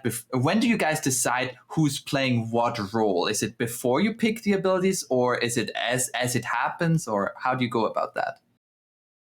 Godbert, do you want to take this one? Yeah, well, we kind of have the roles defined, like a Space Cowboy and 999 guy. They always play core. Hmm? And then for the third core, I dabble between support and core. So it's mostly going to be me or maybe Akbar Boner. Arkiki is the main support. Mhm. So maybe just for the models and the pick order. But yeah, depends. Depends the draft too. Yeah, because I think Apon's talking about game 3 specifically, right? You had the two main cores, uh, and then you actually wound up playing support in that last game. So I was also curious. Mhm. Yeah, Well, we play more around abilities and models than defined roles. Other than me, I can't play core. It's just embarrassing. Yeah, I don't know. They demoted me after the Mars game. yeah. So Uh, yeah. All right, I think we all thought, like messed up there. Yeah. what? Yeah, talking about that second game. What was there something that you would say? Like, were you guys confident after the ability draft itself, or did you already feel like, this is going to be a tough one? And if so, what do you guys think went wrong there in that game too, that it then turned that upside down? Uh, I think we were pretty confident going into the draft because they had 4 melee models, or coming out of the draft rather, and then I would say there were just like a ton of mistakes. Like I should just never play micro heroes. I think that was probably the biggest one. And then yeah, and then I think we just fed the Veno too much. I mean, they're really good players, so Mhm. um, getting essence shift unranged is always like pretty rough. Yeah, God, but did you have anything to add to that? You want to flame me a little bit here? Well, I think I fucked that because I suggested that Angry Smash pick, but I think if we play the Axe right click with Essence Angry Smash, this banner doesn't do anything because he can only kill me because the Essence Shift. Otherwise, I wouldn't die with Kraken Bulwark. Mhm. Yeah, we were Yeah, so heavily probably Yeah. just talking essence about deck. that in terms of, you're damn well unkillable with what you had going on there, but it didn't matter because the Veno was quite happy just to sit there and hit you a million times and just gain all of the bloody stats from it and didn't care at all. So it was Yeah, very much one Excalibur of is those also things. yeah, Excalibur is also a really good player, so it he gives a really good player an OP combo, which is kind of what happens. Yeah. Yeah, you And now go in the 23-0. grand finals, yeah. In the grand finals, is there a specific opponent you would like to meet there, or are you just like, we're the greatest, come at us? We have friends on both teams, but there is, always some beef in the community. But no Mhm. Um, friends. no friends, yeah. So we'll play whoever. I mean, we were 14-0 coming in today, and now we're 16-1. So I think we're pretty confident against whoever we play, and it'll be a good game either way, I think.